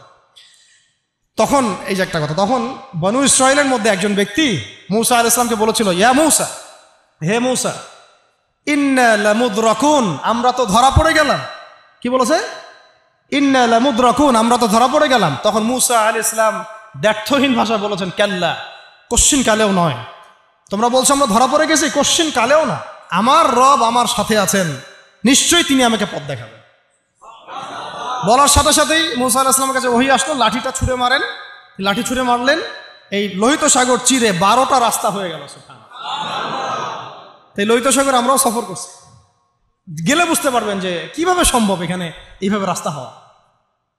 সুবহানাল্লাহ। এভাবে আল্লাহ পাক একটা মাজলুম সম্প্রদায়কে মুক্তি দিলেন, আর পুরা ফেরাউনের দলবলকে ওইখানেই ডুবাই মারলেন। মারেন নাই? সদল বলে ডুবে মরতে হবে যদি আল্লাহর বিধানের বিরুদ্ধে চলে যান। বাংলাদেশে একটা নজির তো হয়ে গেছে, এরপরে যারা আসতেছেন তারাও যদি একই রকম পথে হাঁটেন, আপনাদেরকেও এইভাবেই মরতে হবে। তখন কেউ কিন্তু আপনাদেরকে বাঁচাইতে পারবে না। সতর্ক হয়ে যান, ইতিহাস থেকে শিক্ষা নেন। ভুলেও নতুন বোতলে কোনো পুরাতন মদ খাওয়াইতে আসবেন না। ভুলেও নতুন বোতলে কোনো পুরাতন মদ খাওয়াইতে আসবেন না। আমরা কোরআন থেকে শিখব, হাদিস থেকে শিখব, নবী সুন্নাহ থেকে শিখব, সিরাত থেকে শিখব। বাংলাদেশের মানুষ আমরা যারা ইসলামপন্থী, আমরা কেউ উগ্রবাদী নই, আমরা কেউই জঙ্গিবাদী কর্মকাণ্ডে লিপ্ত নই, আমরা কেউই কোনো সন্ত্রাসী কর্মকাণ্ডে লিপ্ত নই। এই পশ্চিমাদের শেখানো তন্ত্রমন্ত্রগুলো বাদ দেন। হ্যাঁ, আমরা শুধু এতটুকু চাই, আল্লাহ পাকের জমিনে পুরো ইসলামটাকে আপনারা বাস্তবায়ন করেন। আমরা কি বলেছি ব্যাংকিং সিস্টেম বাদ দিয়ে দেন? বলেছি ব্যাংকিং সিস্টেমটাকে সুদমুক্ত করেন। আমরা কি বলেছি পলিটিক্যাল সিস্টেম এগুলো সব সরাই দেন? আমরা বলেছি এখান থেকে জুলুম সরাই দেন। আমরা কি বলেছি শিক্ষা ব্যবস্থা সব উঠাই দেন, ইউনিভার্সিটি বন্ধ করে দেন? আমরা বলেছি শিক্ষা ব্যবস্থার যে ইসলাম বিরোধী শিক্ষাগুলো সেগুলো বন্ধ করে দেন। এই কাজগুলো করলে কি আমাদের জাতি পিছায় যাবে না লাগাবে? তো এটা তো আমাদের স্বাধীনতা। আমরা ইসলাম বাই বার্থ ইসলাম পেয়েছি, এদেশের সংখ্যাগরিষ্ঠ মানুষ মুসলিম, এটা আমাদের প্রাণের দাবি। ইসলাম কেন্দ্রিক জীবন গড়ব ইনশাআল্লাহ। এবং আমরা বাংলাদেশে কোনো অমুসলিমের সাথে আমাদের কোনো কনফ্লিক্ট নাই, তারা তাদের ধর্ম তাদের মতো করে পালন করবে। আমার কথা কোরআন থেকে, কোরআনের আয়াত শুনেন। আল্লাহ পাক বলেছেন ওয়ালান তারদা আনকাল ইয়াহুদ ওয়ালা নাসারা হাত্তা তাত্তাবিআ মিল্লাতাহুম। ইহুদি এবং নাসারারা কখনোই তোমাদের উপর সন্তুষ্ট হবে না যতদিন পর্যন্ত তোমরা তাদের ধর্ম গ্রহণ না করছো। যতই আপনি এভাবে ইলিশ পাঠান না কেন, ইহুদি খ্রিস্টান এবং মুশরিকদের যে অ্যালায়েন্স আছে, এরা আমাদের উপরে কোশ্চিন কালেও সন্তুষ্ট হবে। কখন সন্তুষ্ট হবে? যখন আমরা ওদের দাসত্ব করতে যাব তখন। তাহলে দাসত্বের নাম কি স্বাধীনতা? এটাই কি স্বাধীনতার ব্যাখ্যা? তাহলে স্বাধীনতা শব্দ নিয়েও গাদ্দারি করতে আসি না। আমরা এখন থেকে ছাত্র জনতাকে পরিপূর্ণ ইসলামের দাওয়াত দেব ইনশাআল্লাহ। আমরা না উগ্রবাদী, আর আমরা না সন্ত্রাসী, আর আমরা না চরমপন্থী। আমরা শৈথিল্যতাবাদীও নই, আবার আমরা চরমপন্থীও নই। আমরা মধ্যমপন্থী। আমরা না কোনো এগ্রেসিভ কোনো অ্যাকশনে যাব, আর না আমরা এইসব বিষয়ে শিথিলতা আরোপ করব। আমরা মধ্যমপন্থী থাকবো, দাওয়াতের কাজ করব, তাবলীগের মেহনত করব, সৎ কাজে আদেশ করব, অসৎ কাজ নিষেধ করব, নিজেরা দিন পালন করব, পড়াশোনা করব, আমল করব, তাজকিয়া অর্জন করব, ওলামা একরামদের সাথে সম্পর্ক রাখবো, এবং একটা ঐক্যবদ্ধ জাতি হিসেবে আমরা ইসলাম নিয়ে এগিয়ে যাবো ইনশাআল্লাহ। হ্যাঁ, যদি আমাদের দিকে চোখ তুলে তাকাতে আসেন তখন খবর খারাপ আছে ইনশাআল্লাহ। যদি চিন্তা করেন যে পার্বত্য অঞ্চল ভাগ করে আরেকটা দেশ বানাবো, তখন আমাদের অবস্থা দেখে নেবেন ইনশাআল্লাহ। যদি চিন্তা করেন যে আমরা এইখানে চাপ দিয়ে হ্যাঁ বাংলাদেশকে কয়েক টুকরা করে ফেলাবো, এরকম যদি কোনো চিন্তা থাকে, তাহলে বাঙালি এবং বাঙালি মুসলমানদের আসল চরিত্র দেখে নেবেন ইনশাআল্লাহ। সহ্য করতেছি আমরা এখন এগুলো, কিন্তু আমরা দায়িত্বশীল ভাইদেরকে বলবো, আপনারাই কিন্তু সামনের লিডার। আপনাদেরকে বলবো যে বুদ্ধিদীপ্ত হন, রাসূল সাল্লাল্লাহু আলাইহি ওয়াসাল্লামের সুন্নাত অনুযায়ী আপনি আগান। এর চেয়ে শ্রেষ্ঠ কোনো সুন্নাত পৃথিবীতে নাই। এসব আব্রাহাম লিঙ্কনের সুন্নাত, ওই মাও সেতুংয়ের সুন্নাত, আর মুসলিনের সুন্নাত, আর এই যে কি চেঙ্গিস খানের সুন্নাত, হ্যাঁ এইসব সুন্নাত দিয়ে কোনো কাজ নাই। আল্লাহ পাক আমাদেরকে নবী মুহাম্মদ সাল্লাল্লাহু আলাইহি ওয়াসাল্লামের সুন্নাত বোঝার তৌফিক দান করেন। তিনি যেভাবে দিন প্রতিষ্ঠা করেছেন ওই পথে আগানোর তৌফিক দান করেন। শেষের অংশটুকু আমি অল্প সময় শেষ করছি। আমি আমাদের উম্মতের, মানে এই উম্মতের কয়েকজন বলতে থাকলে 100 জনের কথা বলা যাবে, দেখি কয়টা বলা যায়। জাস্ট কয়েকজন বীর পুরুষ এবং বীরঙ্গনা নারীর রচিত মহাকাব্যের কথা আপনাদেরকে বলবো। আপনার আগ্রহ আছে না? না এখন শোনা। আচ্ছা, একটা বিষয় আমাদের সামনে স্পষ্ট যে আমরা মুসলিম পরিবারে জন্মগ্রহণ করেছি। আমাদের রব একজন, আমাদের নবী একজন, আমাদের আসমানি কিতাব একদম ফাইনাল টেস্টিমেন্ট, এর কোনো ব্যত্যয় নাই, সংযোজন বিয়োজনের কোনো সুযোগ নাই। সুন্নত স্পষ্ট, নবীর তরিকা স্পষ্ট, দিন ইসলামও পরিপূর্ণ। নাকি দিন ইসলামে কিছু আছে কিছু নাই, এমন কি বিষয়টা? পরিপূর্ণ একটা জীবন ব্যবস্থাকে আমরা কমপ্লিট কোড অফ লাইফ বলি। এটা কোনো ধর্মের নাম নয়, এটা একটা জীবন ব্যবস্থার নাম। ইসলাম শুধু ধর্মের নাম নয়, এটা একটা পরিপূর্ণ জীবন ব্যবস্থার নাম। এখন এইটা নবীজি কি শুধু নিজে আমল করেছিলেন, না মানুষকেও দাওয়াত দিয়েছেন? এখন শুধু কি দাওয়াতই ছিল, নাকি পুরো দিনটাকে আরবের মধ্যে প্রতিষ্ঠা করে দিয়ে চলে গেছেন? এখন দিন প্রতিষ্ঠা করাটা কি তাহলে ইবাদত কি না? মানে ইবাদত করতে গেলে অনেক সময় অনেক রকম সুরতে আমাদের কাজ করতে হবে। কখনো সবর করতে হবে, কখনো দাওয়াত দিতে হবে, কখনো হয়তো হিজরতের বিষয় আছে, কখনো কি বলবো দাওয়াতের সাথে জিহাদের ব্যাপার জড়িত থাকতে পারে, কখনো দেখা যাবে পররাষ্ট্রনীতি অ্যাপ্লাই করতে হচ্ছে, কখনো সন্ধি করতে হচ্ছে। সিরাতের মধ্যে কিন্তু সবই আছে। পুরো সিরাতটা আপনারা পড়বেন, এটা আমার রিকোয়েস্ট। যে আগামী 1 মাসের মধ্যে, 1 মাস সময় নেন, আল্লাহ চলে 1 মাস পরে আবার বসবো ইনশাল্লাহ আমরা। হ্যাঁ, 1 মাস সময় নিয়ে পুরা সিরাতের বইটা পড়ে শেষ করো। অনেক বই আছে সিরাতের, আমি একটা বইয়ের নাম বলতেছি যেটা খুব পাতলা, মাত্র 120 থেকে 30 পেজের বই, সিরাতে খতামুল আম্বিয়া। সিরাতে খতামুল আম্বিয়া, মুফতি মুহাম্মদ শফি রাহিমাহুল্লাহ তার লেখা, আল্লামা শফি রাহিমাহুল্লাহ তার লেখা সিরাতে খতামুল আম্বিয়া। সিরাতে খতামুল আম্বিয়া বইটা কিনেন, অনলাইনেই পাওয়া যায়, কিনে পড়াশোনা শুরু করেন। এটা সবচেয়ে প্রাইমারি লেভেলের বই, এটা মাদ্রাসায় পড়ানো হয়। এছাড়া রাহিকুল মাখতুম আছে, রহমাতুল্লিল আলামিন আছে, হ্যাঁ, সিরাতে মোস্তফা আছে, অনেক সিরাতের বই আছে। এই বইমেলায় দেখলাম যে সিরাতের মনে হয় আরো 10টা-20টা নতুন বই আসছে। আলহামদুলিল্লাহ, আমার বাসায় সিরাতের এরকম 50-60টা বই আছে, ডিফারেন্ট রাইটারের। না, একটা বিষয় সম্পর্কে কয়েকটা রাইটারের বই পড়লে আপনার একটা ভালো কনসেপ্ট আসবে ইনশাল্লাহ। যাই হোক, সিরাতটা পড়বেন তো ইনশাল্লাহ। এই সিরাতের আলোকে আমরা দেখি যে দিন প্রতিষ্ঠা নবীজি করে দিয়ে গেছেন না, যান নাই? তো এইটা প্রতিষ্ঠা করতে গিয়ে অনেককে অনেক স্যাক্রিফাইস করতে হয়েছে। এই স্যাক্রিফাইসগুলো যারা করেছেন তাদের কিছু মহাকাব্য বলে শেষ করতেছে। কেন বলতেছে এটা? যেন আমাদের চলমান অভ্যুত্থানের মহাকাব্যগুলো যেন কালের গর্ভে হারায় না যায়, এই জন্য বলতেছে। আমরা যেন স্মরণ রাখতে পারি এবং আমাদের এটাই শেষ হয়ে যায় না এই যুদ্ধ বা লড়াই, সংগ্রাম হয়তো সামনেও করতে হইতে পারে, তখন আমাদের নিয়াত যেন বিশুদ্ধ থাকে, আমাদের ওই মহাকাব্যের সাথে যেন এই মানুষদের মহাকাব্যের মিল থাকে। আল্লাহ পাক আমাদেরকে তৌফিক দান করবেন। একজন নারী দিয়ে শুরু করব, মহিষী নারী, তার নাম হচ্ছেন সুমাইয়া রাদিয়াল্লাহু আনহা। নাম মনে আছে? সুমাইয়া রাদিয়াল্লাহু আনহা একজন দাসী, দাস প্রথা ছিল তখন না, দাসী। তিনি, তার স্বামীর নাম ইয়াসির রাদিয়াল্লাহু আনহু, তার সন্তানের নাম আম্মার রাদিয়াল্লাহু আনহু। তারা 3 জনই ইসলাম কবুল করেছেন। আর আবু জেহেল, আবু লাহাব, উতবা সাহেবার যে দারুন নাদওয়া, মানে ওই সময়কার কাফেরদের পার্লামেন্ট, এখনকার অনেকটা ওই ইয়ার মতো আর কি, বুঝে নেন, কাফেরদের পার্লামেন্ট, ওটার নাম কি? দারুন নাদওয়া। বলেন, দারুন নাদওয়া। এটা ছিল ওই মক্কার আবু জেহেলের পার্লামেন্ট। মক্কার আবু জেহেলের পার্লামেন্ট নাম কি? দারুন নাদওয়া। ওখানে সবকিছুর এই শয়তানিগুলার মোজাকারা হইতো আর কি, কথা বুঝতে পারছেন? এখনো কিন্তু দারুন নাদওয়া আছে বিশ্বে, আছে না? এখনকার একটা আধুনিক দারুন নাদওয়া, ঠিক আছে? তো ওইখান থেকে মানে বিল পাস হচ্ছে যে এদেরকে এখন অত্যাচার করতে হবে, নির্যাতন করতে হবে। তো সুমাইয়া রাদিয়াল্লাহু আনহাকে একেবারে শুইয়ে দিয়ে পিটাতে পিটাতে রোদের মধ্যে একদিকে মারা হচ্ছে, আরেকদিকে বলা হচ্ছে যে মুহাম্মদ সাল্লাল্লাহু আলাইহি ওয়াসাল্লামের এই দিনটাকে অস্বীকার করতে হবে। একটু ধৈর্য ধরেন, জাস্ট অল্প কিছু সময়, আমি শেষ করে দিচ্ছি। যে মুহাম্মদ সাল্লাল্লাহু আলাইহি ওয়াসাল্লামের এই দিনটাকে অস্বীকার করতে হবে, না হলে তোমাকে হত্যা করো। তো সে তো কোনোভাবেই দিন ছাড়তে রাজি নয়।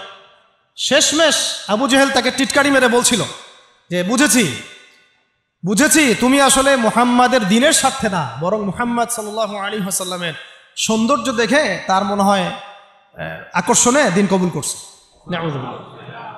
এই কথাটা বলার সাথে সাথেই সুমাইয়া রাদিয়াল্লাহু আনহা একদম তীব্র একটা প্রতিবাদ করেছেন, একটা গালি দিয়েছেন, খবিসের বাচ্চা, খবিস, নষ্ট মানুষের সন্তান, নষ্ট, এরকম একটা শব্দ আছে না আমাদের সমাজে, এরকম একটা মারাত্মক, মানে শক্ত একটা কথা বলে ফেলছে ওই সিচুয়েশনে। তো এইটা আবু জেহেলের তখন মানে ইজ্জতে লেগে গেছে। তো সে পাশে থাকা একজন ওর মানে সহকারী, তার হাতে একটা বর্ষা ছিল, ওই বর্ষাটা নিয়ে সুমাইয়া রাদিয়াল্লাহু আনহার তলপেট, লজ্জাস্থানের উপরের অংশে বরাবর একেবারে গেঁথে দিয়েছে, এবং এটাতে ফিনকি দিয়ে রক্ত ছোটা শুরু হয়েছে, এবং এতেই তার শাহাদাত হয়ে গেছে। ইসলামের ইতিহাসে আমাদের উম্মতের মুহাম্মদ সাল্লাল্লাহু আলাইহি ওয়াসাল্লামের কাছে কোরআন আসার পরে কিয়ামত পর্যন্ত যত ঘটনা ঘটবে, এই পুরো ঘটনার ইতিহাসের প্রথম শহীদ হচ্ছেন এই সুমাইয়া রাদিয়াল্লাহু আনহা। সর্বপ্রথম রক্ত দিয়ে দিন কায়েমের, রক্ত দিয়ে দিন প্রতিষ্ঠার এই মহাকাব্য রচনা করে গেছেন সুমাইয়া রাদিয়াল্লাহু আনহা। তারা কি দুনিয়ার কোনো স্বার্থে রক্ত দিয়েছিলেন? হ্যাঁ, তারা কি উপদেষ্টা হওয়ার জন্য রক্ত দিয়েছিলেন? তারা কি কোনো রাষ্ট্র ক্ষমতা পাওয়ার জন্য রক্ত দিয়েছিলেন? গনিমত পাওয়ার জন্য? শুধু এক আল্লাহকে রাজি খুশি করার জন্য তারা এই কাজগুলো করেছে। পরবর্তীতে আল্লাহ পাক তাদেরকে গনিমতও দিয়েছেন, রাষ্ট্রও দিয়েছেন, রাষ্ট্র ক্ষমতাও দিয়েছেন, সবই দিয়েছেন। তাদের কারো উদ্দেশ্য ছিল না, তাদের উদ্দেশ্য ছিল দিন প্রতিষ্ঠা করা, দিনকে প্রচার করা, প্রতিষ্ঠা করা, মানুষের মাঝখানে ছড়িয়ে দেওয়া, আল্লাহর কালিমা লা ইলাহা ইল্লাল্লাহ মুহাম্মাদুর রাসূলুল্লাহ প্রতিষ্ঠা করা। আমাদের এই অভ্যুত্থানগুলো, বিপ্লবগুলোর যেন নিয়াত ঠিক থাকে, কথাটা বলার উদ্দেশ্য এটা। অপোজিটে একটা দলিল আপনাকে দিয়ে যাচ্ছে আজকে। খায়বার যুদ্ধ থেকে ফেরার সময় নবী সাল্লাল্লাহু আলাইহি ওয়াসাল্লামের সাথে আরেকটা যুদ্ধ হয়ে গেছে। ইহুদিরা লুকায় ছিল, ওৎপেতে ছিল, দূর থেকে তীর নিক্ষেপ করেছে। নবী সাল্লাল্লাহু আলাইহি ওয়াসাল্লাম এবং সাহাবীরা এটাকে প্রোটেক্ট করেছেন। একদিন দুই দিন ওখানে থাকতে হয়েছে। এর মধ্যে একটা তীর এসে আল্লাহ নবী সাল্লাল্লাহু আলাইহি ওয়াসাল্লামের এই যে খাদেম, একটা খাদেম, সম্ভবত তার নাম মিদআম, কি নাম, এই মিদআমের বুকে এসে লাগে এবং সে মারা যায়। সাহাবীরা বলতে থাকেন যে সে কত সৌভাগ্যবান, নবীর খাদেম ছিল, শহীদ হয়ে গেল। নবীজি বলছেন না, লা, বরং আমি ওকে জাহান্নামে দেখতেছি, নাউযুবিল্লাহ। তখন সাহাবীরা অবাক হয়ে জিজ্ঞাসা করলেন যে এটার পিছনে কারণ কি? নবী সাল্লাল্লাহু আলাইহি ওয়াসাল্লাম বলেন, খায়বার যুদ্ধের গনিমত থেকে একটা চাদর না বলে নিয়েছিল এই কারণে। খায়বার যুদ্ধের গনিমত থেকে একটা চাদর না বলে নেয়ার কারণে এই অবস্থা হয়েছে। তখন অন্য অনেকেই কিছু কিছু করে জিনিস সামনে আনা শুরু করলেন, এমনকি মেসওয়াক, হ্যাঁ, কাপড়, ছোট ছোট একটা গাছের ডাল, যারা একটা মেসওয়াকও নিয়েছে হয়তো না বলে, তারাও জমা দেওয়া শুরু করল। নবীজি বললেন এটা ছিল জাহান্নামের অংশ। এটা কি ছিল? জাহান্নামের অংশ। এখন বলেন, তাহলে যদি গন্তব্য উদ্দেশ্য আল্লাহ সন্তুষ্টি না হয়, তাহলে অনেক সময় অনেক ত্যাগেরও মূল্য পাওয়া যায় না। পক্ষান্তর আরেকটা দলিল নিয়ে নেন। উহুদের মাঠে একজন ইহুদি এসেছে সকালবেলা যুদ্ধ করতে। কে? ইহুদি। ইহুদিদের কিছু মানুষ তো ইসলাম কবুল করেছিল, কিছু কিছু অল্প, এসে উহুদের মাঠে দাঁড়িয়ে বলছে যে আমাকে আগে কি করতে হবে, আমাকে কি আগে ইসলাম কবুল করতে হবে না আগে যুদ্ধ করব? সাহাবীরা বলেন আগে ইসলাম কবুল করতে হবে, তারপরে যুদ্ধ করতে হবে। তো সে আগে কালিমা শাহাদা সাক্ষ্য দিল, তারপরে যুদ্ধ করতে গেল এবং সেখানে সে শহীদ হয়। নবীজি দেখে বলছেন, লাশ দেখে পড়ে, যুদ্ধের পরে, এই ব্যক্তি এখানে কি করছে? তখন সাহাবীরা বললেন যে উনি সকালবেলা ইসলাম কবুল করেছেন, যুদ্ধ করে শহীদ হয়েছে। নবী সাল্লাল্লাহু আলাইহি ওয়াসাল্লাম এবার বললেন যে আমিলা কলিল ওয়া উজিরা কাসীর, এই ব্যক্তি তো অল্প আমল করেছে, এক ওয়াক্ত নামাজও পড়ে নাই, কিন্তু বিশাল পুরস্কার পেয়ে গেল। সুবহানাল্লাহ। কিসের বদৌলতে? ওই যে আদর্শ আর ইন্টেনশনটা চেঞ্জ, তারা আল্লাহর দিনকে প্রতিষ্ঠার জন্য লড়াই করেছেন। কিন্তু সেই ব্যক্তি মিদআম, সে কিন্তু এই জন্য করেন। বুঝতে পারছি? এরকম অসংখ্য ঘটনা আছে। যেমন ইয়াসির রাদিয়াল্লাহু আনহু, এই সুমাইয়া রাদিয়াল্লাহু আনহুর স্বামী, তাকেও একইভাবে হত্যা করা হয়েছে। তিনিও মহাকাব্য রচনা করেছেন। যদি আমরা দেখি বেলাল রাদিয়াল্লাহু আনহুর কথা, তাকে কিভাবে পিটানো হয়েছে আপনারা সবাই কম বেশি জানেন। আরবের জাস্ট গরমে যদি একটা উমরা করেন তাহলেই বুঝতে পারবেন যে গরমটা কেমন হতে পারে। কয়েকদিন আমাদেরকে রাস্তায় নামাজ পড়তে হয়েছে, এত ভিড় ছিল, ওখানে সেজদা দেওয়ার মতো কোনো পরিবেশ থাকে না, এত এত মানে গরম। ওখানে দাঁড়িয়ে থাকলে আপনার পায়ে মনে ফসকা পড়বে। ওখানে একটা মানুষকে সারাদিন শুইয়ে রাখা হলে উত্তপ্ত বালুর মধ্যে, উপরে যদি পাথর চাপা দেওয়া হয়, আর সে তখনও বলতে থাকছে আহাদুন আহাদ, আল্লাহ এক, আল্লাহ এক, তাহলে তার ইমানের জজবা চিন্তা করে। এই জীবন মহাকাব্য রচনা করেছে। এই জন্য বেলাল রাদিয়াল্লাহু আনহু সেই ব্যক্তি যিনি মক্কা বিজয়ের পরে কাবা ঘরের ছাদে উঠে আজান দিয়েছেন। সুবহানাল্লাহ। চিন্তা করা যায়? তিনি সেই ব্যক্তি যার কথা নবী সাল্লাল্লাহু আলাইহি ওয়াসাল্লাম যখন আলোচনা করতেন তখন বলতেন যে বেলাল, যখনই আল্লাহ আমাকে জান্নাত দেখান তখন তোমার পায়ের আওয়াজ আমি আগে আগে শুনতে পারি। তুমি কি এমন আমল করো? তিনি বলছেন আমি তো এক্সট্রা এমন কোনো আমল করি না, তবে যখনই আমার অজু ছুটে যায় তখন আমি আবার অজু করি এবং সেই অজু দিয়ে আমি 2 রাকাত নামাজ পড়ি, তাহিয়াতুল অজু। এটা আমরা আমল করার চেষ্টা করবো। আল্লাহ পাক আমাকে তৌফিক দান করেন, আপনাদেরকে তৌফিক দান করেন। উহুদ যুদ্ধ চলছে, শুরু হবে যুদ্ধ, সবাই শুনছে। ঠিক সেই সময় একজন সাহাবী হানজালা রাদিয়াল্লাহু আনহু সদ্য বিয়ে করেছেন, বাসর করেছেন গত রাতে, ফরজ গোসল করার সময় পান নাই, যুদ্ধের ডাক এসেছে, চলে গেছেন এবং যুদ্ধ করতে করতে তিনি শহীদ হয়েছেন। যুদ্ধের পরে তার লাশটাকে দেখা গেল যে সেই লাশটা মাটি থেকে শূন্যে ভেসে আসে এবং লাশ থেকে পানি ঝরে পড়তেছে। নবীজি বললেন যে সাল্লাল্লাহু আলাইহি ওয়াসাল্লাম যে ফেরেশতারা তাকে গোসল দিচ্ছে। সুবহানাল্লাহ। এটাও মহাকাব্য, এগুলো মহাকাব্য, রচনা করে যাওয়া মহাকাব্য। তো হানজালা রাদিয়াল্লাহু আনহুর এই ঘটনাটা আপনারা পড়বেন। এরপরে অনেক আছে, আমি বলতে থাকলে অনেক সময় চলে যাবে। হামজা রাদিয়াল্লাহু আনহু নাম শুনেছেন? হামজা রাদিয়াল্লাহু আনহু উহুদের দিনে এমনভাবে যুদ্ধ করছিলেন যে তাকে যে হত্যা করেছে সেও বলেছে যে সে এমনভাবে যুদ্ধ করছিল যে মনে হচ্ছিল সে একজন উড়ন্ত বাজ পাখি। সামন থেকে আমি তাকে আঘাত করার কোনো সুযোগ পাই নাই, পিছন থেকে পাথরের পিছন থেকে তাকে আমি দূর থেকে একটা বর্ষা নিক্ষেপ করেছিলাম, এই বর্ষা গিয়ে তার নাভির নিচে গিয়ে লাগে, পিছন দিয়ে বের হয়ে যায়। কিন্তু এই অবস্থাতেও তিনি তরোয়াল নিয়ে আমার দিকে তেড়ে আসতেছিলেন আমাকে মারার জন্য, কিন্তু তিনি পেরে ওঠেন নাই, পড়ে গেছে।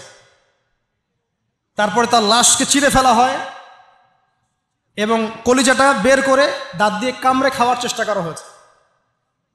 হামজা রাদিয়াল্লাহু আনহু ছিলেন বদর যুদ্ধের সবচেয়ে শ্রেষ্ঠ সাহাবী, বীর সাহাবী, যার হাতে অনেক কাফের মারা গেছে।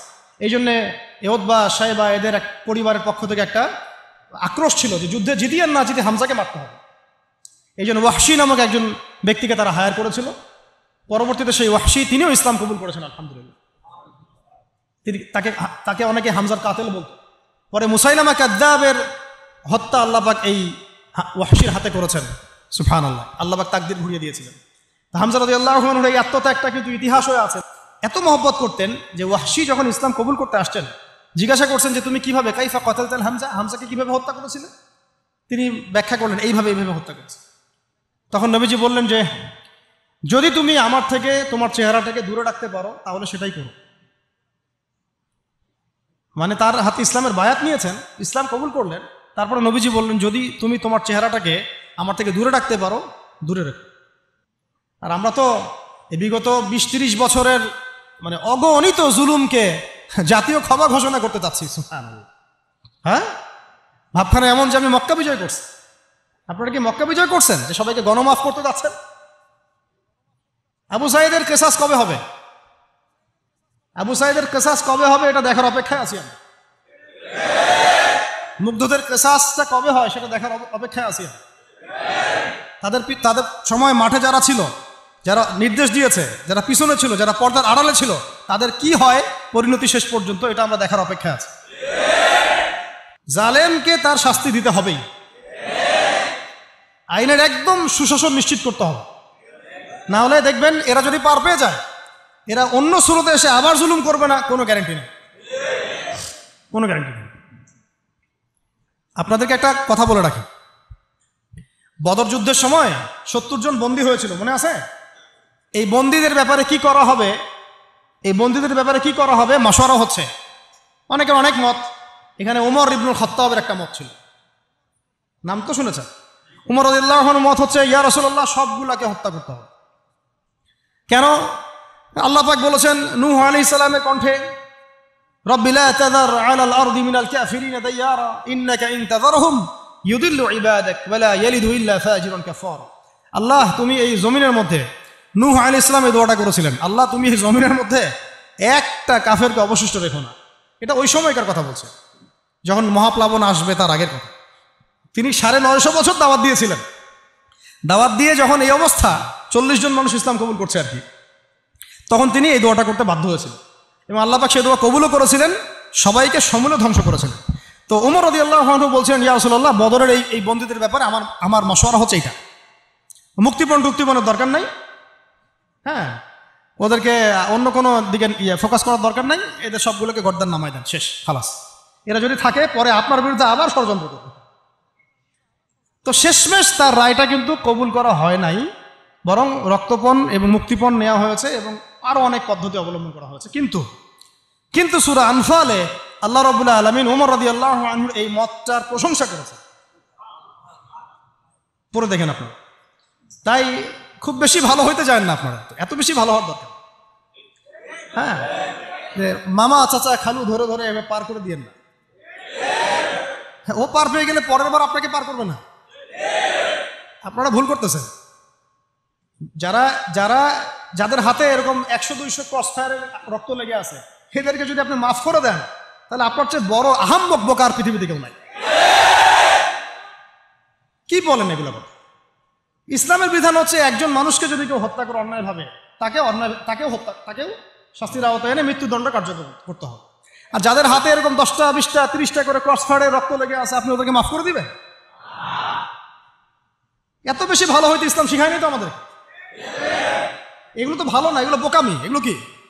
এগুলো তো ভালো না, এগুলো হচ্ছে কি বোকামি। ইসলাম শিখে আমাদেরকে ডিপ্লোম্যাটিক হতে, ম্যাচিউরড হতে।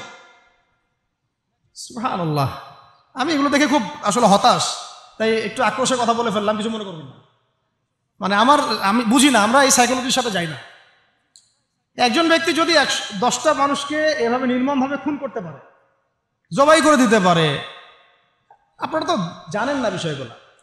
মানে একটা রুমে গিয়ে একদম বেধর পিঠে একজনকে হাত পা ভেঙে দিয়ে পরের পাশের রুমে এসে ভিডিও গেমস খেলতেছে, পাবজি ভিডিও গেমস খেলতেছে। তো এই মানুষগুলোকে আপনি যদি মাফ করে দেন, তাহলে তো আসলেই বলবো যে আপনার চেয়ে বড় আহাম্মক আর গর্ধপ আর কি বলবো, কি সব ইউজ করবো, আপনার চেয়ে মানে জাতির প্রতারক, জাতীয় প্রতারক আর কেউ নাই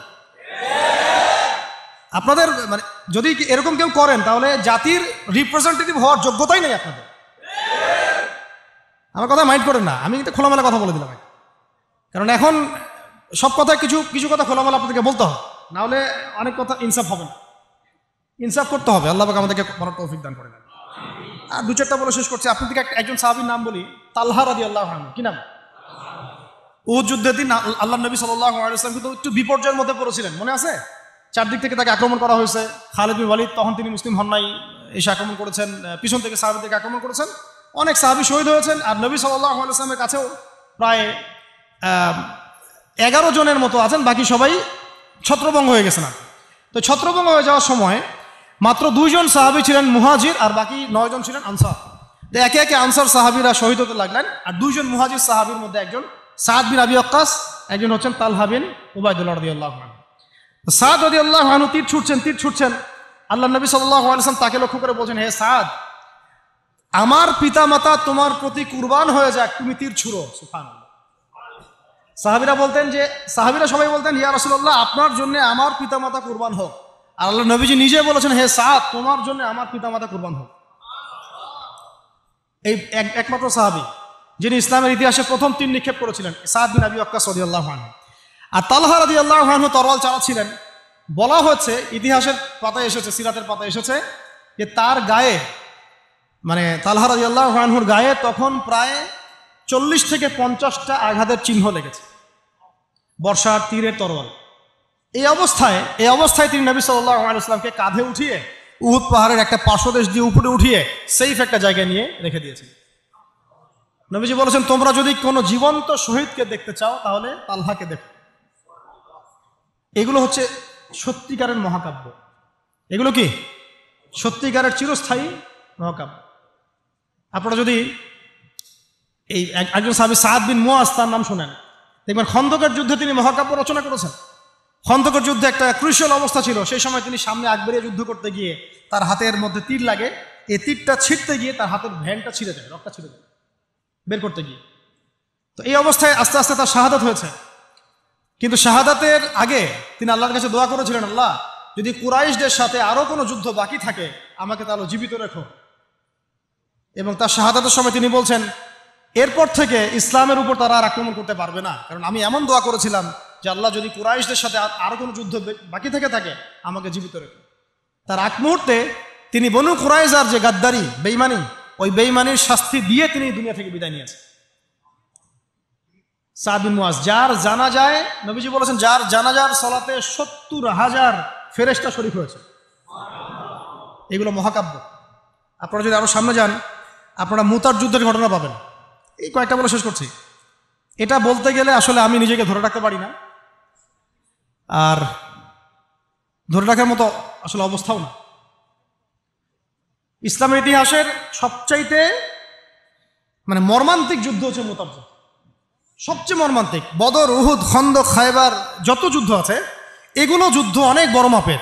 মুতার যুদ্ধের প্রেক্ষাপট এবং সিচুয়েশনটা সম্পূর্ণ ডিফারেন্ট ছিল। এখানে আপনাদেরকে আমি 3 জন শ্রেষ্ঠ বীরের মহাকাব্য শোনাচ্ছি। কয়জন?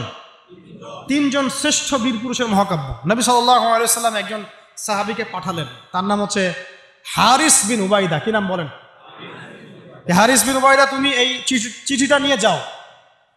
এটা তো মদিনা রাষ্ট্র কায়েম হওয়ার পরের কথা, একদম নবম হিজরতের 8ম বছরের দিকের কথা আর কি। তখন ততদিন হুদাইবিয়ার সন্ধিও হয়ে গেছে এবং কাজা উমরা আদায় হয়ে গেছে এবং খায়বার যুদ্ধ জয় হয়ে গেছে। খায়বারের পরের কথা এটা আর কি, যে হারিস বিন উবাইদা, তুমি এই চিঠিটা নিয়ে যাও, ওই রোমকদের কাছে যাও। তখন তো সুপার পাওয়ার দুইটা, রোমানরা এবং পার্সিয়ানরা। তো এখনকার ওই যে এই কন্টিনেন্টের ন্যাটো আর ওই কন্টিনেন্টের চায়না রাশিয়ার মতো, যেতে পারতেছে। তো তো সে গেল ওখানে। সুরাহবিল আল গাসানি একজন শাসক ছিলেন ওইখানকার সিরিয়ার।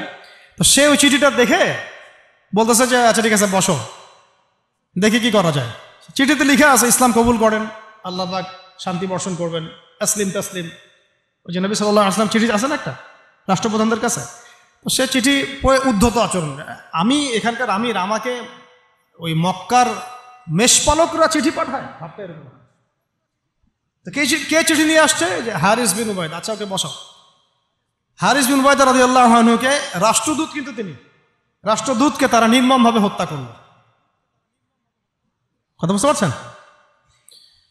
এবার নবী সাল্লাল্লাহু আলাইহি ওয়াসাল্লামের কাছে খবর যখন আসছে রাষ্ট্রদূতকে হত্যা করেছে, আমার সাহাবীকে, কয়জন সাহাবীকে হত্যা করেছে? 10 জন, 20 জন, 100 জন না একজন সাহাবীকে হত্যা করার প্রতিশোধ নেওয়ার জন্য নবী সাল্লাল্লাহু আলাইহি ওয়াসাল্লাম 3000 বাহিনীর একটা জিহাদি কাফেলা তৈরি করলেন। 3000 বাহিনী কাফেলায় তিনি নিজে নেতৃত্ব না দিয়ে বললেন যে এই কাফেলার নেতৃত্ব দিবে আমার প্রিয় ভাজন, তাকে তার পালক পুত্র বলা হতো এক সময়, যায়েদ ইবনে হারেসা রাদিয়াল্লাহু আনহু। কোন যায়েদ? তায়েফের সফরের সঙ্গী, তায়েফের সফরের একজন সাহাবী তার সাথে ছিলেন, তার নাম যায়েদ ইবনে হারেসা। যখন তায়েফবাসী নবীজিকে মারছিলেন, যায়েদ ইবনে হারেসা রাদিয়াল্লাহু আনহু তার বুক দিয়ে নবীকে জড়ায় ধরেছিলেন যে আমার গায়ে আঘাত লাগুক, তার গায়ে না লাগুক। এই সাহাবী যায়েদ ইবনে হারেসা রাদিয়াল্লাহু, তাকে পতাকা দিয়ে বললেন এই মোতার যুদ্ধের আমির হচ্ছে যায়েদ ইবনে হারেসা। যদি যায়েদ ইবনে হারেসা শহীদ হয় তাহলে পতাকা বহন করবে জাফর ইবনে আবি তালেব, আমার চাচাতো ভাই। কোন জাফর? যিনি আবিসিনিয়ায় গিয়েছিলেন মুসলিমদেরকে নিয়ে হিজরত করতে, মনে আছে? যিনি বাদশাহ নাজাশির সামনে কুরআন তেলাওয়াত করার, সূরা মারিয়াম তেলাওয়াত করার কারণে বাদশাহ নাজাশির চোখ দিয়ে দরদর করে পানি পড়তে শুরু করেছে। ওই বাদশাহ নাজাশিও পরে ইসলাম কবুল করেছে, আলহামদুলিল্লাহ। জাফর রাদিয়াল্লাহু আনহু পতাকা বহন করবে যদি যায়েদ ইবনে হারেসা শহীদ হয়। এরপরে যদি জাফরও শহীদ হয়, পতাকা বহন করবে আমার আরেক প্রিয় ভাজন সাহাবী আব্দুল্লাহ বিন রাওয়াহা রাদিয়াল্লাহু আনহু। আব্দুল্লাহ বিন রাওয়াহা রাদিয়াল্লাহু, যাকে যে কোনো মুহূর্তে যদি বলতেন ইসলাম নিয়ে একটা শের বলেন, একটা কবিতা বলেন, ইনস্ট্যান্ট তিনি শের বলে ফেলতে পারতেন। এত সুন্দর, এত উন্নত কাব্য প্রতিভা ছিল তার মধ্যে। এই নষ্ট সংস্কৃতি না, তাদের সংস্কৃতি ছিল একেবারে খাঁটি তাওহীদের সংস্কৃতি।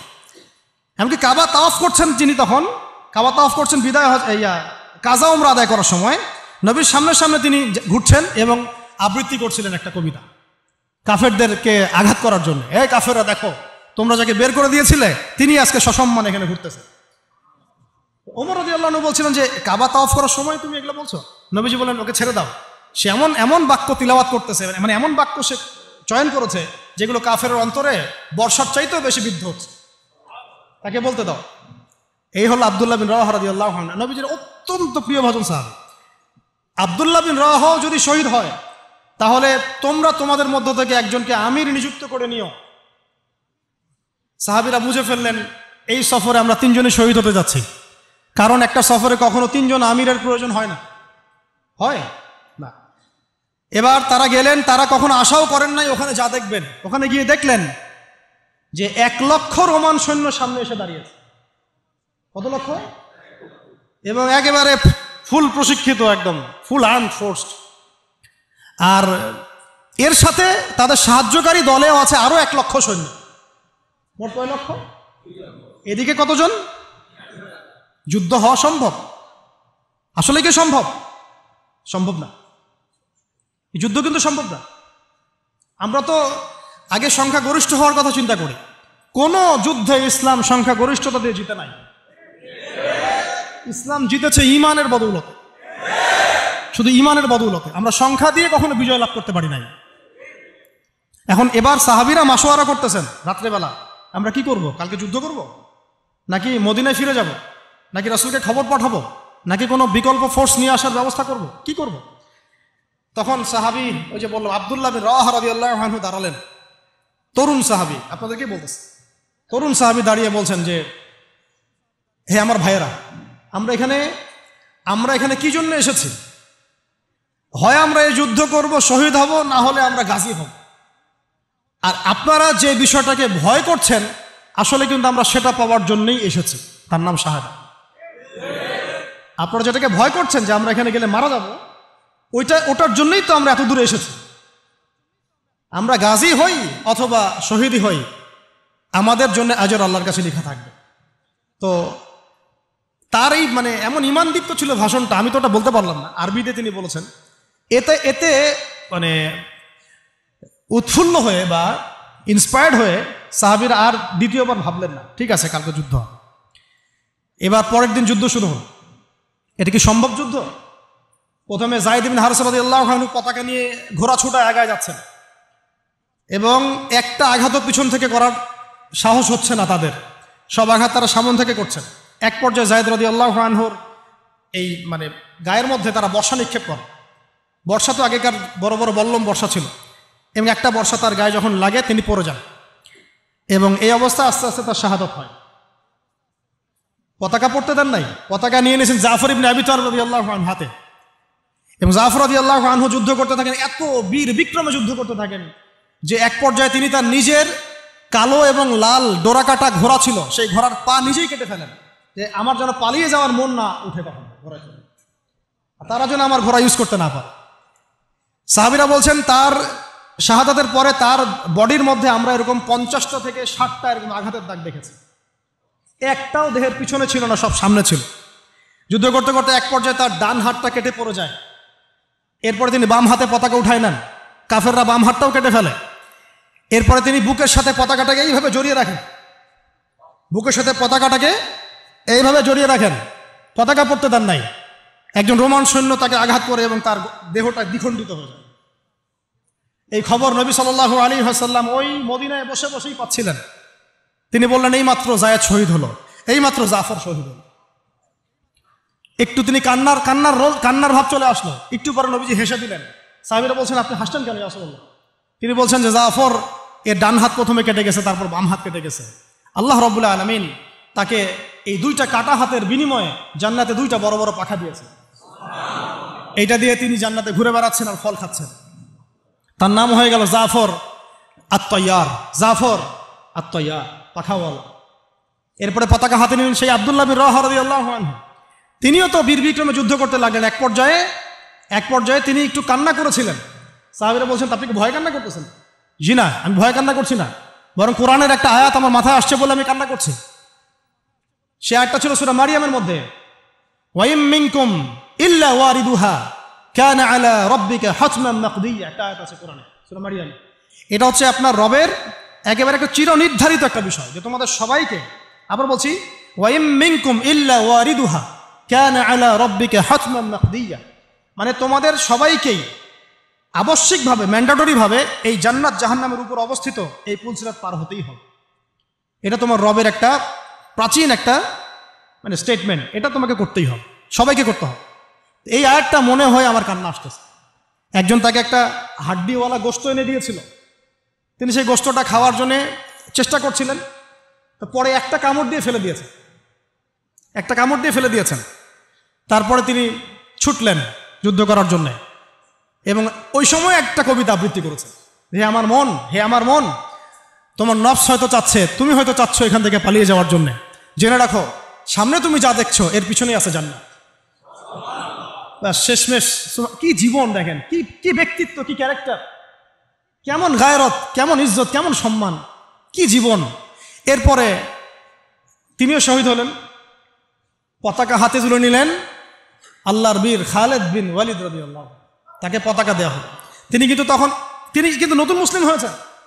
উহুদের যুদ্ধের যে ক্রাইসিস, এটা কিন্তু তার হাতে।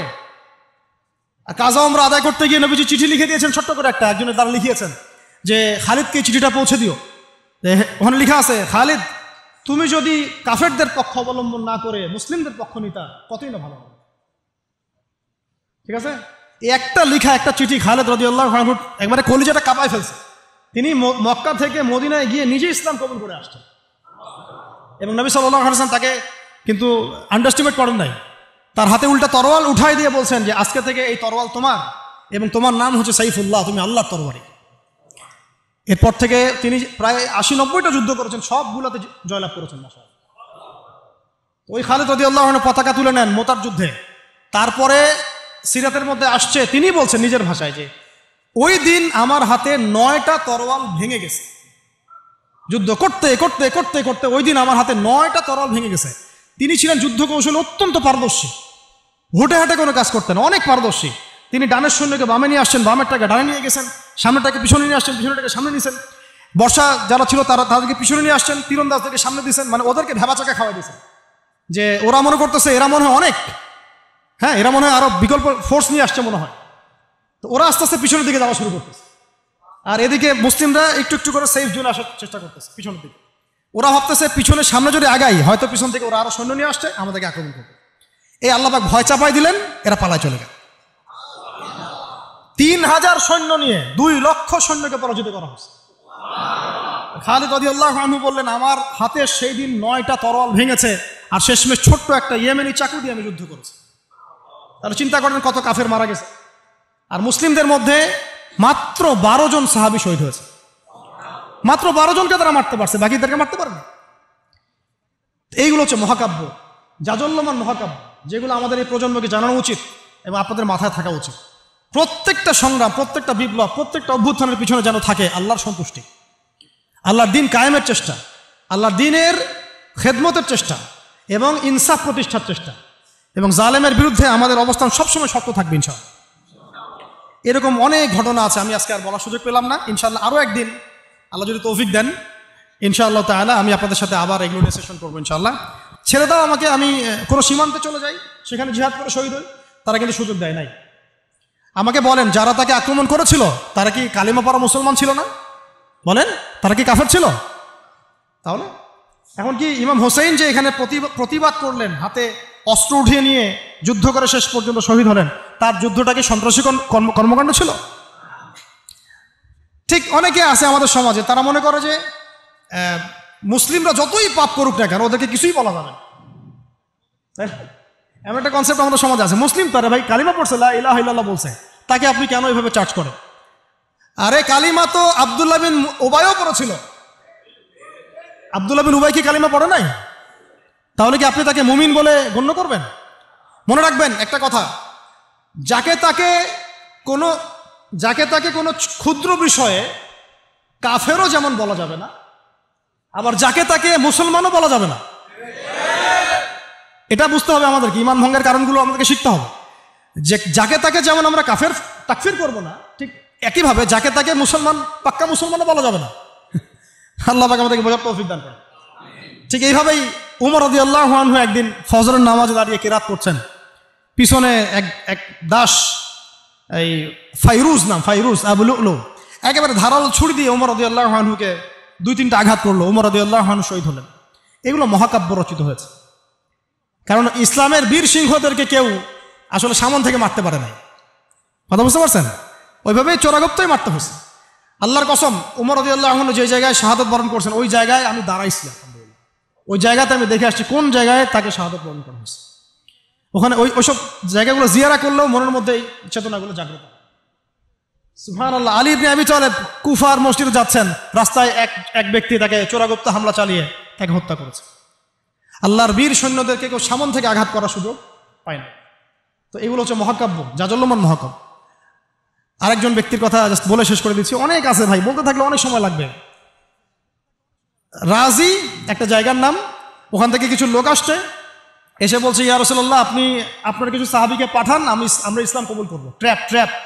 আপনারা কেউ ভালো করে খেয়াল রাখবেন এগুলা, যে কেউ যখন তখন যাই বলবে হ্যাঁ হ্যাঁ করতে যাবেন না। মানুষের কথার পিছনে, ওদের কাজের পিছনে উদ্দেশ্য বোঝার চেষ্টা করবেন, ঠিক আছে? সবসময় কিন্তু আবেগে ভাসতে হবে না। আমরা কিন্তু এই জায়গায় ভুল করতেছি, অনেক ভুল হচ্ছে মাঝখানে। আমরা বিনয়ের সাথেই তাদেরকে বলবো যে ওলামায়ে কেরামদের সাথে মাশওয়ারা করে সিদ্ধান্ত নিতে, তাহলে ইনশাল্লাহ ভুলটা কম হবে ইনশাল্লাহ, ঠিক আছে? তো নবীজি 10 জনকে পাঠালেন, তারা দাওয়াত তো কবুল করেই নাই, হঠাৎ রাজি নামক জায়গায় তাদেরকে ঘিরে ফেলে 3 নিক্ষেপ করে 10 জন সাহাবী 7 জনকে শহীদ করে ফেললো। ট্র্যাপে। মানে এমনও আছে যে ওয়াজ মাহফিলে ডেকে মানুষ অনেক আলেমদেরকে মানে খারাপ কিছু করে ফেলেছে। হ্যাঁ, এরকম হিস্ট্রি আছে। তো সতর্ক থাকতে হবে, সতর্ক থাকার চেষ্টা করা। এখন 3 জন সাহাবী যুদ্ধ চালিয়ে যাচ্ছেন, তারপরেও তার মধ্যে একজন হচ্ছেন খুবাইব রাদিয়াল্লাহু আনহু। কি নাম বলেন? খুবাইব রাদিয়াল্লাহু আনহু, খুবাইব রাদিয়াল্লাহু আনহুকে এক পর্যায়ে মানে আর কতক্ষণ পারা যায়, 100 জন ঘিরে ফেলছে, আমরা 10 জন, 7 জন শহীদ হয়ে গেছে, 3 জন বাকি আছে, কতক্ষণ পারা যায়? তো তারা বললো যে তোমরা পাহাড় থেকে নেমে আসো, তোমাদেরকে ছেড়ে দিব। 3 জন মাশওয়ারা করছেন, না না নামা যাবেন, নামলে কিন্তু ওরা আমাকে ধরে ফেলবে। তারপরে বাধ্য হয়ে এক পর্যায়ে নামতে হয়েছে, নামার সাথে সাথেই একজনকে তারা মেরে ফেলছে, বাকি 2 জনকে তারা মক্কায় বিক্রি করে দিয়েছেন। ওই মক্কার 2 জনের মধ্যে একজন হচ্ছেন খুবাইব রাদিয়াল্লাহু আনহু। কি নাম? খুবাইব রাদিয়াল্লাহু আনহু। আরেকজনের নাম আসিম রাদিয়াল্লাহু আনহু।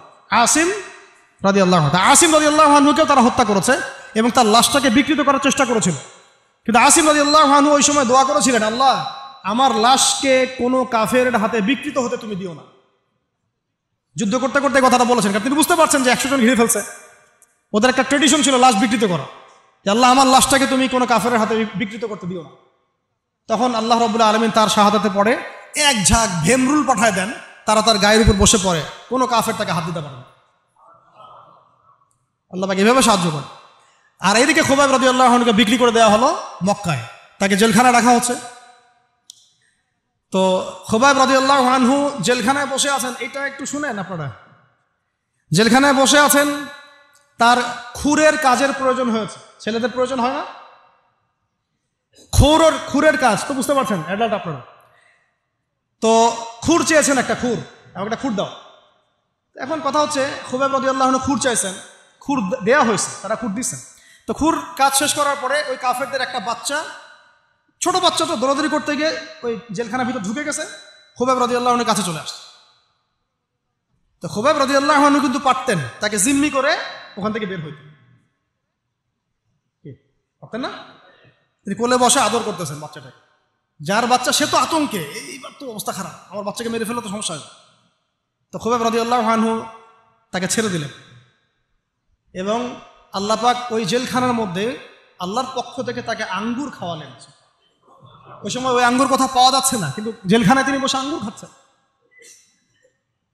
তো কাফেররা বলেছে নিজেরাই যে খুবাইবের চেয়ে শ্রেষ্ঠ কোনো বন্দী আমরা কখনো দেখি না, খুবাইবের চেয়ে শ্রেষ্ঠ কোনো বন্দী আমরা কখনো দেখি না।